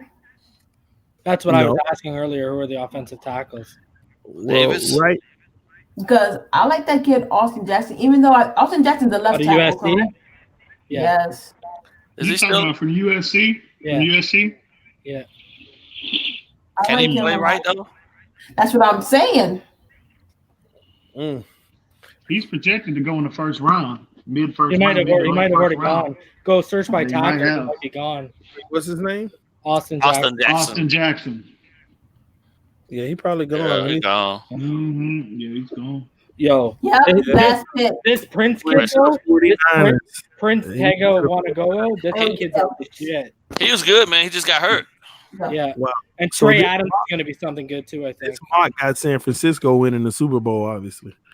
My boy Josh Jones still there. My boy Josh Jones. All right, so it looks like we're gonna be going with actually going with Terrell Lewis. But if I was to draft right here, I would be drafting Jalen Hurts. You're crazy. Hey, I'm taking. Hey, I don't mind. I take Jacob Eason over him. I don't mind a quarterback project in the second round. So why wouldn't you take Jacob Eason instead? Because I like Hurts. He was better than Tua. Over there. He was not better than Tua. What are you on? Over there. Move. I'm trolling, man. I'm messing with y'all, man. I gotta go to bed, y'all. I gotta get up. All right. 5 o'clock. Come early, bro. All right, ball game. See you tomorrow. Stop running, ball game. Stop running. You will say that now that I'm getting off, huh? There's only one more pick, guys. Stop running, ball game. We could have been playing the whole time, bro. Knock it off. Ooh, Patrick. You already know I've been trying to get a hold of you for 2 weeks now. You've been ducking me, bro. You know. But I understand. You hear him, right? Oh boy, where? Hey, if he really wanted it, that would have been the first thing he said when he came in the room. No, but I'm up. Ball game, the one that I won last time. Yeah, you won. You won one game, bro. Like knock it off. No, excuse me. I punished you last time. No, you did. I punished you. Punished? You got punished last time, bro. Punished? You got punished, homie. What was the final score? What was the final score? I forgot, bro. That's your job to remember. No, don't. That's your job to remember the mails. You need to remember the mails to make sure they don't happen again. Hey, ball game. Wasn't no punishing. Yeah, bro. Since you finna get out of here, you want to hurry up and give us one person left? Yeah, man. I'm gonna take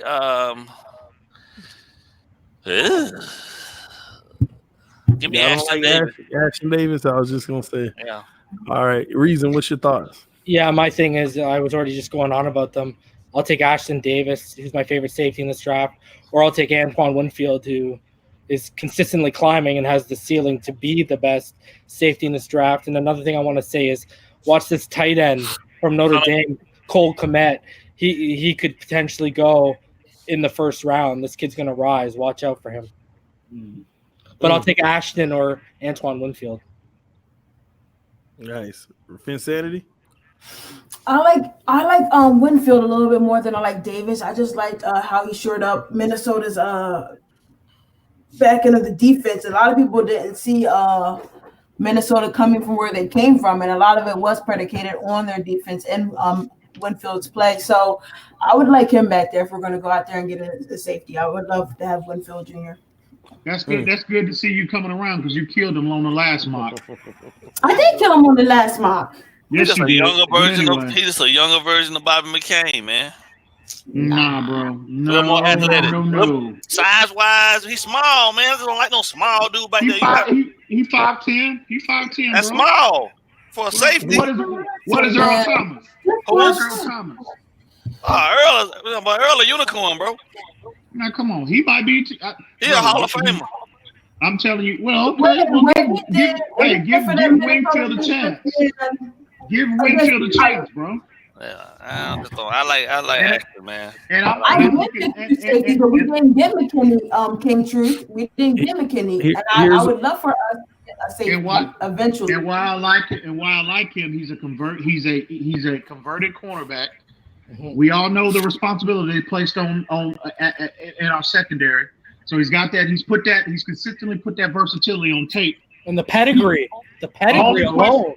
Exactly. The only question I have is his athleticism, and he'll solve that riddle come combine time. Well, so once he goes to the combine, they clock him in the 4.4s.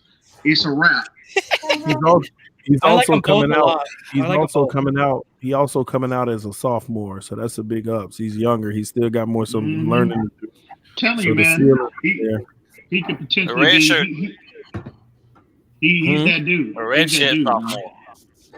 Red shirt sophomore? Yeah. No, not really. And he come out as a true sophomore. He's a red shirt. He's a red shirt. Hey, ball game, and he 195, bro. He rock solid. He rock solid, bro. Ashton 6'1" though. Ashton 6'1" though, bro. No, well, okay, well that's. I like them both a lot. I think they're very close. I think they're very close. Bro, we talk about 23 years old versus 21. Yeah, I think Ashton's the best in this draft, and Antoine has the potential to be the best in this draft. I'm telling you now, Brian Flores is salivating over Antoine Winfield. You watch. I'm telling you, the only question mark is his athleticism. And from what I've seen on tape, I see 4.4 all day. So once he goes to the combine and confirms that 4.4, it's a wrap. He'll go, and we will be lucky. We'll be lucky if we can get him at this point. I think he'll elevate to the first round if he blows up the combine. Yeah, he was at 100 last time we did this. Yeah, he's at 51 now. That's your pick. Absolutely. Me, you talking to me, TD? Okay, yeah. Yep. Okay. Might as well take him. King Truth thinks he'll be there in the mid to late third. Okay, King Truth. Which one? DM? DM. Is it? Yeah, Winfield. Yeah. 1, 2. Wait, who did you have, Insanity? I have Winfield. I'm all over Winfield. And I have Winfield. I said Winfield or Davis. I'm totally fine with. You won't see those tackling issues that we consistently saw Bobby McCain having, or Delpit, or Delpit. I think he's a better prospect than Delpit as well. Dude, how good was that Minnesota defense this year? Exactly. That defense was disgusting. That's why they were ranked in the top 10. Reason. Who did you pick, Reason? Nobody wants to see these things. I say this. No, I say Winfield or Ashton Davis. I think they're like Judy and Lamb at the position. I think they're close, man. I like them a lot. So it looks like we're tied 3-3. We're gonna let everybody else decide. Y'all let us know in the comment section right now. Would you go Winfield or would you go Davis? So y'all are placing the deficient. You're placing the reason why Minnesota's defense was so bad on him. No, is that no? But he was a good piece to it. He was an amazing piece to it. He was the only piece. He was the only piece. He played very well. Like, I think the first time I saw Minnesota play, and I'm like, why is Minnesota ranked? And I'm like, what's going on? And I seen them play. I think it was either Penn State. I think it might have been Penn State, and I was just like, wow. If he would have been at Michigan, if he would have been at Alabama, he would have been at Clemson, he would be considered in the top 10. They would be talking about him in the top 10. Yeah. Man, even the comment section split on it, man. They even split. So, man, we're gonna go ahead and go with Winfield since Reason had both of them. So we're gonna swing it to Winfield. Antoine Winfield it is. Somebody just made a comment, and that's the end of the draft, by the way, for us. For first 2 rounds, somebody made a comment and said, y'all going with a safety and y'all ignoring the line. We're not ignoring the line. First of all, we got 2 defensive linemen. That's the defensive side of the trenches that we've addressed. We also there it is. And we also went early in the draft, Andrew Thomas as an offensive tackle. We also are basically just waiting for Biotis. All right. Since his stock is falling, we haven't drafted because we know that our next pick is probably going to be, if we were all to decide, we probably would go Biotis with the first 3rd round pick that we have. So that would be another offensive lineman. Yes, sir. Hey, can y'all hear me all right? Yeah, we can hear you. Hey, man. Hey, it's 11 o'clock, bro. I got to be up at 4:30 on me. All right, man. See you. I'll get with y'all tomorrow. You good, bro? Yeah. All right. And all right, ball game. All right, now. But that's what's happening. So we're not neglecting the O-line. We're addressing it with Andrew Thomas. And if Biotis' stock was still in the first round, Jonathan Taylor may not be here. Terrell Lewis may not be here. So we're not neglecting it at all. We just got our eyes set on Biotis, and it looks like we may be able to snatch him up as a steal at some point if our franchise is looking at him the same way that we are as a collective group. Not only that, we also have to consider free agency, okay? You don't want to go number 5, offensive line, number 18, offensive line, number 26, offensive line, number 39, offensive line, number 56, offensive line, and say we fixed our D-line. That's not how it works, all right? So I think I actually really love this draft, and here's why. Knowing that we want to get a player like Biotis later, if he falls to a later round, we want to get a Biotis. But listen, we have a good feeling that we might have fixed our edge, and this isn't even discounting the fact that we still got Taco Charles. We still got what's his name? I keep forgetting it. The undrafted player at the end. Y'all help me out. I don't know why I'm having a brain fart for the Dolphins. Who are you talking about? Mr. Ballgames guy. Van Ginkel? Van Ginkel, yes. Van Ginkel. Yeah, we still got players like that could still possibly turn the corner and work out and be even better. So I think that we would literally have a collective group of edge rushers, about 5 of them at that point, that we could literally rotate in and out and find who's going to be that gem in the rough. So I would love that. And also we'd be having another running back since we got rid of King and Drake. To basically either start or be the backup to Balaj. But if he's going first round at 26, we're bringing him in to start. Would you all agree? Yeah. Yes. Yes, sir. And Balaj would relegate his role as the backup unless he beats him out in camp, because we do have a coach that says, hey, best player plays. It's that simple. All right. Also, we have to address the safety position. Antoine Winfield Jr. would be a good address. Rashard Jones is about to be Exodus. Even if Rashard Jones did another year, which I don't think will happen, he's still going to be Exodus. At the best case scenario, he's only doing another year, and I don't think that's happening at all. We have to go ahead and bring in that young player now that we can mold and be our future back there with possibly Eric Rowe. Who knows? And hopefully Bobby McCain can relegate right back to the nickel. And then you got Xavier Howard on one side, Who knows? Nick Needham might work out to be that opposite side, or maybe not. Maybe we're still looking for our corner, maybe free agency, Jalen Ramsey, and a few other notable names out there. Who knows? But I think that even this draft alone would bring our team together. Now, what this draft would not address, and we're only talking first 2 rounds here. We know we got third round, but which is I don't even want to count because we're talking about Biotis. But we have a whole lot of other picks. We still got 8 picks. 9 picks. Yeah, 9 picks left. So, and a lot of those guys will be hopefuls, but you never know. If you can get an undrafted Preston Williams, undrafted, if you can get the Nick Needhams of the world, why can't we have some of these players that actually get drafted turn out under this coaching staff? So, we're going to be banking on this coaching staff to turn some of these later round draft picks into players that should have been drafted earlier. But that's all on coaching. But this mock draft would not address the linebackers.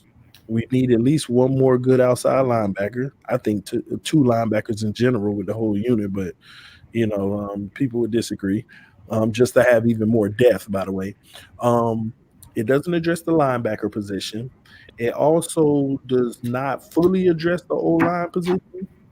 But outside of that, and in the quarterback position. So if you look at it, it doesn't address quarterback.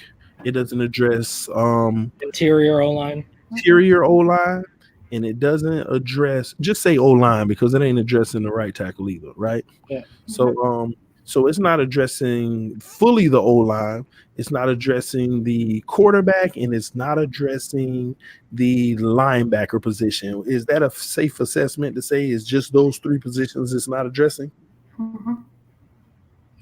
And that's free agency. Linebacker position, you can handle in free agency. The O-line situation with a draft like this, you should be able to go pick up about 2 more really good players in free agency on the O-line, plus bring in Biotis later in the draft. Now you got 2 from free agency, Biotis and Andrew Thomas. That's 4. And out of all those guys that's on this roster now, you can't tell me 1 or 2 of them aren't going to work out.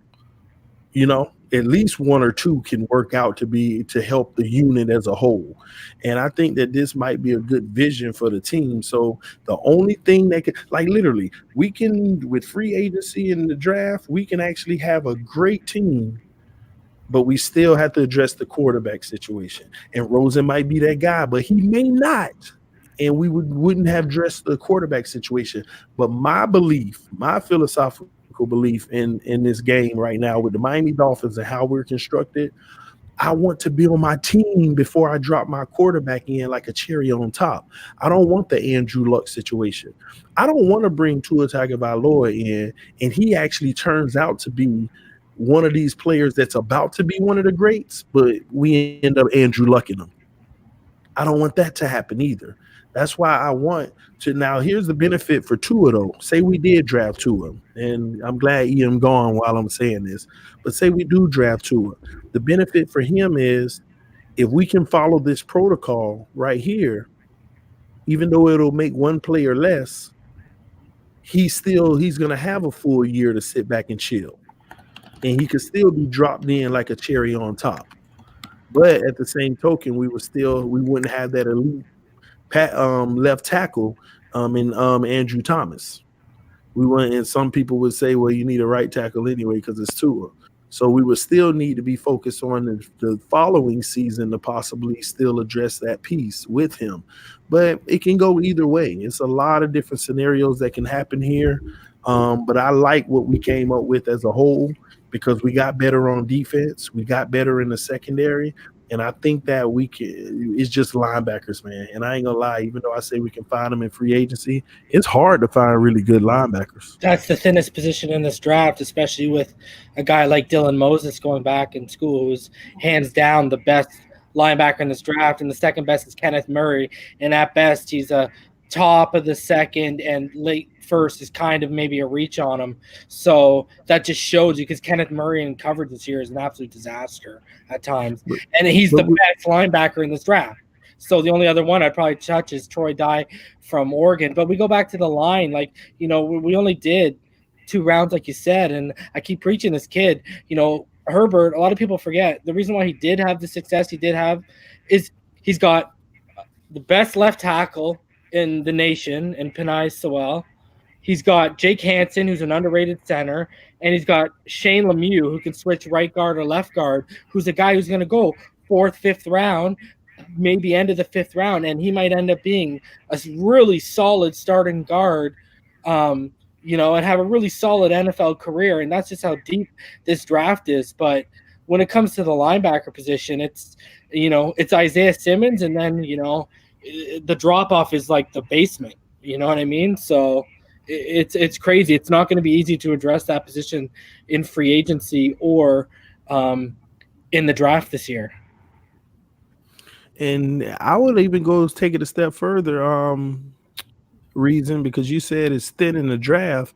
Do you think linebackers is the thinnest position in the NFL, period? I think it's a position that's changing. I think we're starting to see a transformation with it right now. And I think a guy like Isaiah Simmons is about to become the prototypical. If things turn into what they're going with the quarterback position, a guy like Isaiah Simmons is going to turn into the prototypical defensive player, a utility knife kind of guy that you can use in all these different positions, that can, play linebacker, play safety, go slot corner, come off the edge. That's what they're going to start. That's what they're going to start becoming with linebacker. It's crazy. I always name them, but we saw the inception of this with Mark Barron, and now we're seeing the next level of it. And it looks like it's going to become the thing. Then with that being said, if Tua's gone and Andrew Thomas is gone, is Simmons someone that we should really consider at number 5? I still say 5 is high, but I think he's that good where I think it's high, but I would sleep well at night if they took him at 5. What about you, Finsanity? Is Simmons someone that you would consider at 5 if Tua was gone or Andrew Thomas was gone? All the guys we wanted were gone? Of course. DM, you feel that way? I have a question. Yeah. I hear DM face with the message. How do you guys feel about, because I think, isn't Reuben Foster a free agent? I know he has a lot of off the field issues and troubles, and it's kind of like he was a beast in college, eh? Exactly. If you you're talking about linebackers, I had high hopes for him. And if you want a bruiser, I mean, do you think that our coaching staff can, keep him in line? I mean, he's been out the league for a year now, because of his off the field issues. Maybe. You know what's crazy? Coming out of college, what I saw as him? I saw him as Patrick Willis light.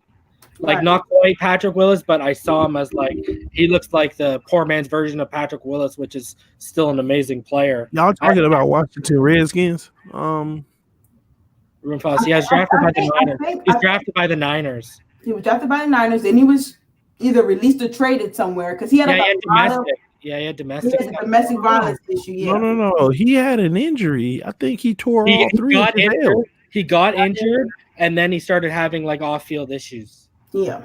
Oh, but I was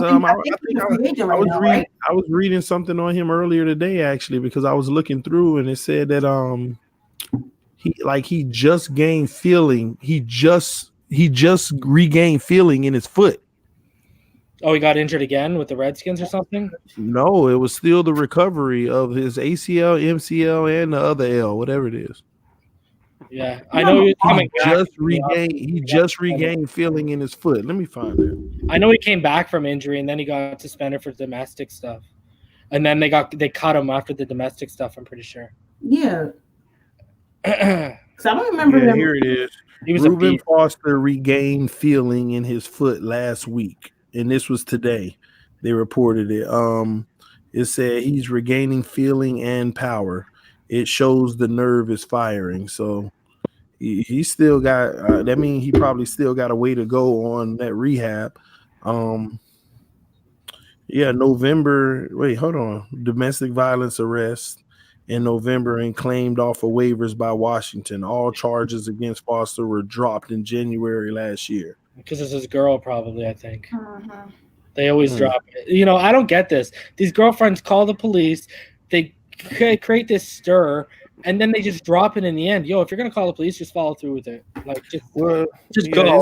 Just go. Well, You've already tarnished it. Just go. Yeah, it's hard, but they don't. Anything that happens is hard to. I mean, in the moment, you never know what's going on. They could be really a victim of something bad, and then when it's all said and done, they're feeling like, well, I don't want to ruin everything, but still, it still could have been a bad situation. We just don't know, you know. Just take him to the school though, because if you're gonna hit a woman, let alone be rich and have that kind of power and hit a woman, you shouldn't be around probably. Yeah. So you might as well just get rid of him, not save him in the end, is what I'm saying.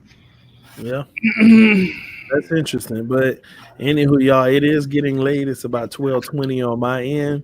But good job tonight, man. I think this was a good one. I think people really loved it. Y'all let us know in the comment section, what would you do with these 5 picks? You know, let us know in the comment section who your 5 picks would be. Do you have any last words, Reason?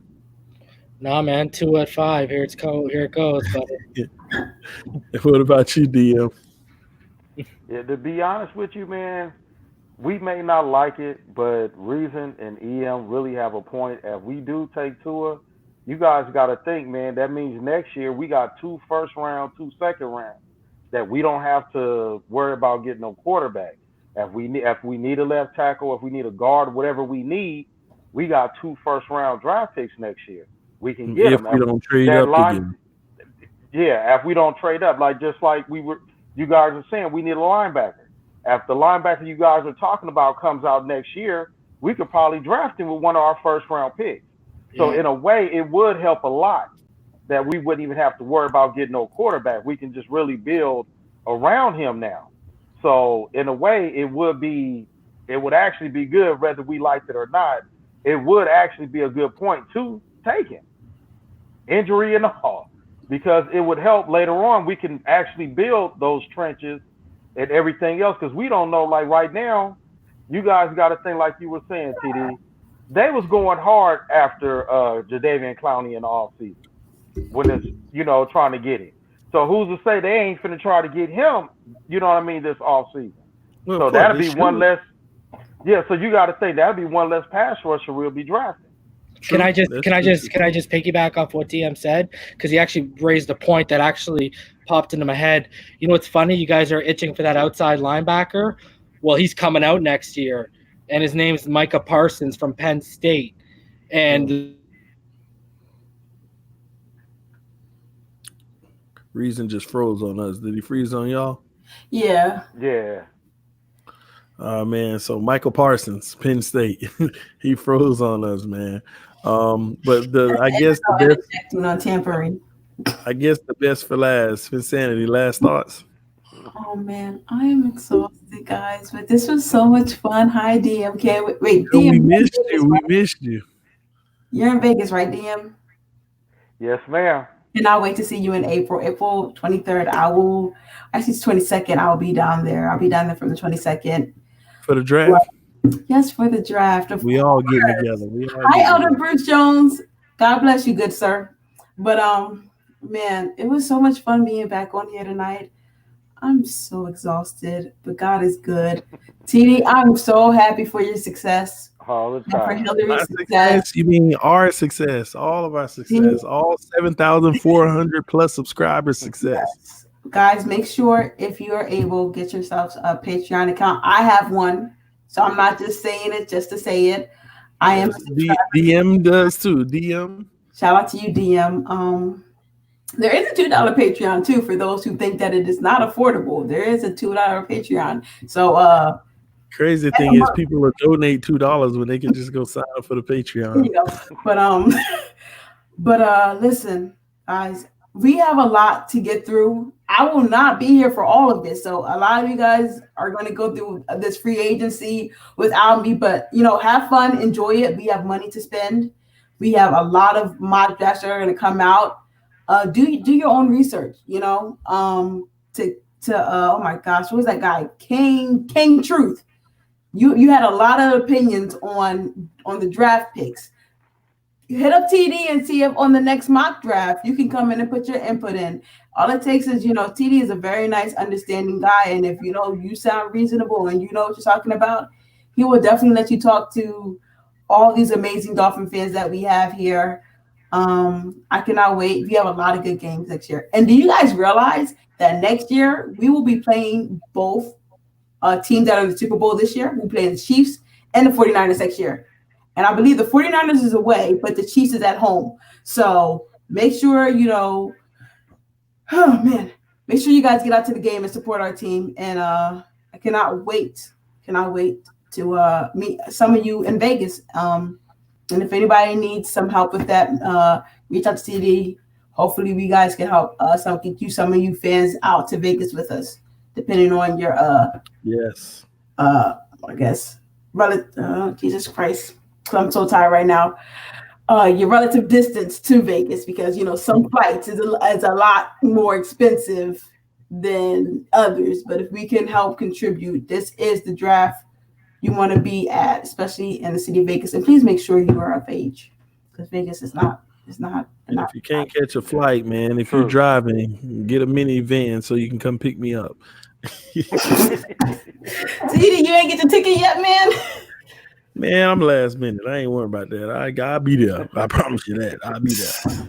I can see you and Hillary putting the kids in the car right now, man. No, she say she don't want to go. She say she want me to go enjoy my time with friends and people, everybody. So I'll make sure Bree comes. I would love to meet Breon in person. Yeah, he's supposed to be there, so we're gonna figure that out, man. We last minute guys.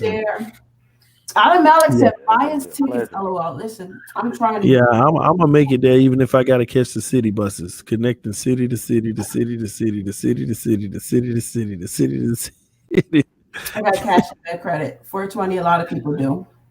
No, I'll figure it out. But guys, thank y'all for tuning in tonight. Finsanity, don't be a stranger. I know you're gonna be missing for a whole nother week because Tannehill going to the Pro Bowl. So you probably won't show up until in the MVP. You probably won't show up until after he gone. So no, I'm messing with you. Here's the thing, TD. It's the end of the season. Can you please let these people know that I was telling Titans fans to put in Tannehill if they wanted to win? You got the message. You saw it. Can you at least admit that to the fan base who thinks I hate this man? It was fake. It was just her saying it was fake message. Fake. She was just saying that so that she can have insurance to come back on. But no, I was just messing. Finsanity, she pretty even kill. She got it right. She did tell him put in Tannehill, even though she still dogged him, even her and her dad. My dad loves Tannehill. Man, Reason, you back? Yeah, man. Sorry, my internet crapped out Now for a second. I was. Can you hear me? Can you hear me? Come on, man.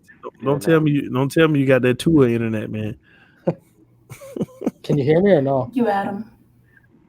Yeah, we can hear you. It just breaks in and out. Look like it's because I'm spotting off my phone right now. My internet went out. Oh, okay. So I was just saying. No, you're good. I was just saying there's an outside linebacker coming out next year in the top 15 from Penn State. His name's Micah Parsons. He's a 5-star recruit. He's an absolute monster. And that's the guy, if you guys want to target an outside linebacker that could be your franchise guy, he's coming out next year. Thank you. Right, so we'll keep it not this year, but next year, you said, right? Next year, because we got 2 picks in the first round. Well, we'll see. DM reminded me of that. So that's the guy. Watch for him. We'll see. They could probably good observation, man. Whoever. But I appreciate y'all joining the stream tonight. I love y'all. God bless y'all. Y'all get some good night's sleep, and I'll see y'all tomorrow, guys. Peace out, everyone. Thank you guys for having me. Y'all have a good one. See you guys in April, officially. All right, guys. I'll see y'all later. Later. Everybody else, this is TDPHINSTALK, home of the real Miami Dolphin fans. If you're new to the stream, make sure you subscribe. We're growing the channel. Make sure you let your friends and family members know about the channel. But thank you all for tuning in tonight for this panel conversation and this mock draft. It's always a good time whenever everybody gets together. And tonight we actually had 100% of the original panel together. And glad to see Finsanity be able to join us. That was amazing.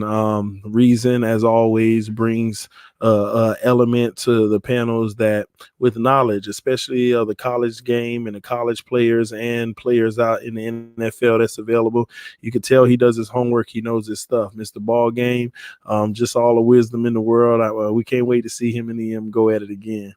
That's probably going to be pretty soon because they talking up a lot of noise. Again, Finsanity, knowing everything as always. Wow, they are going in this game, Golden State versus Portland.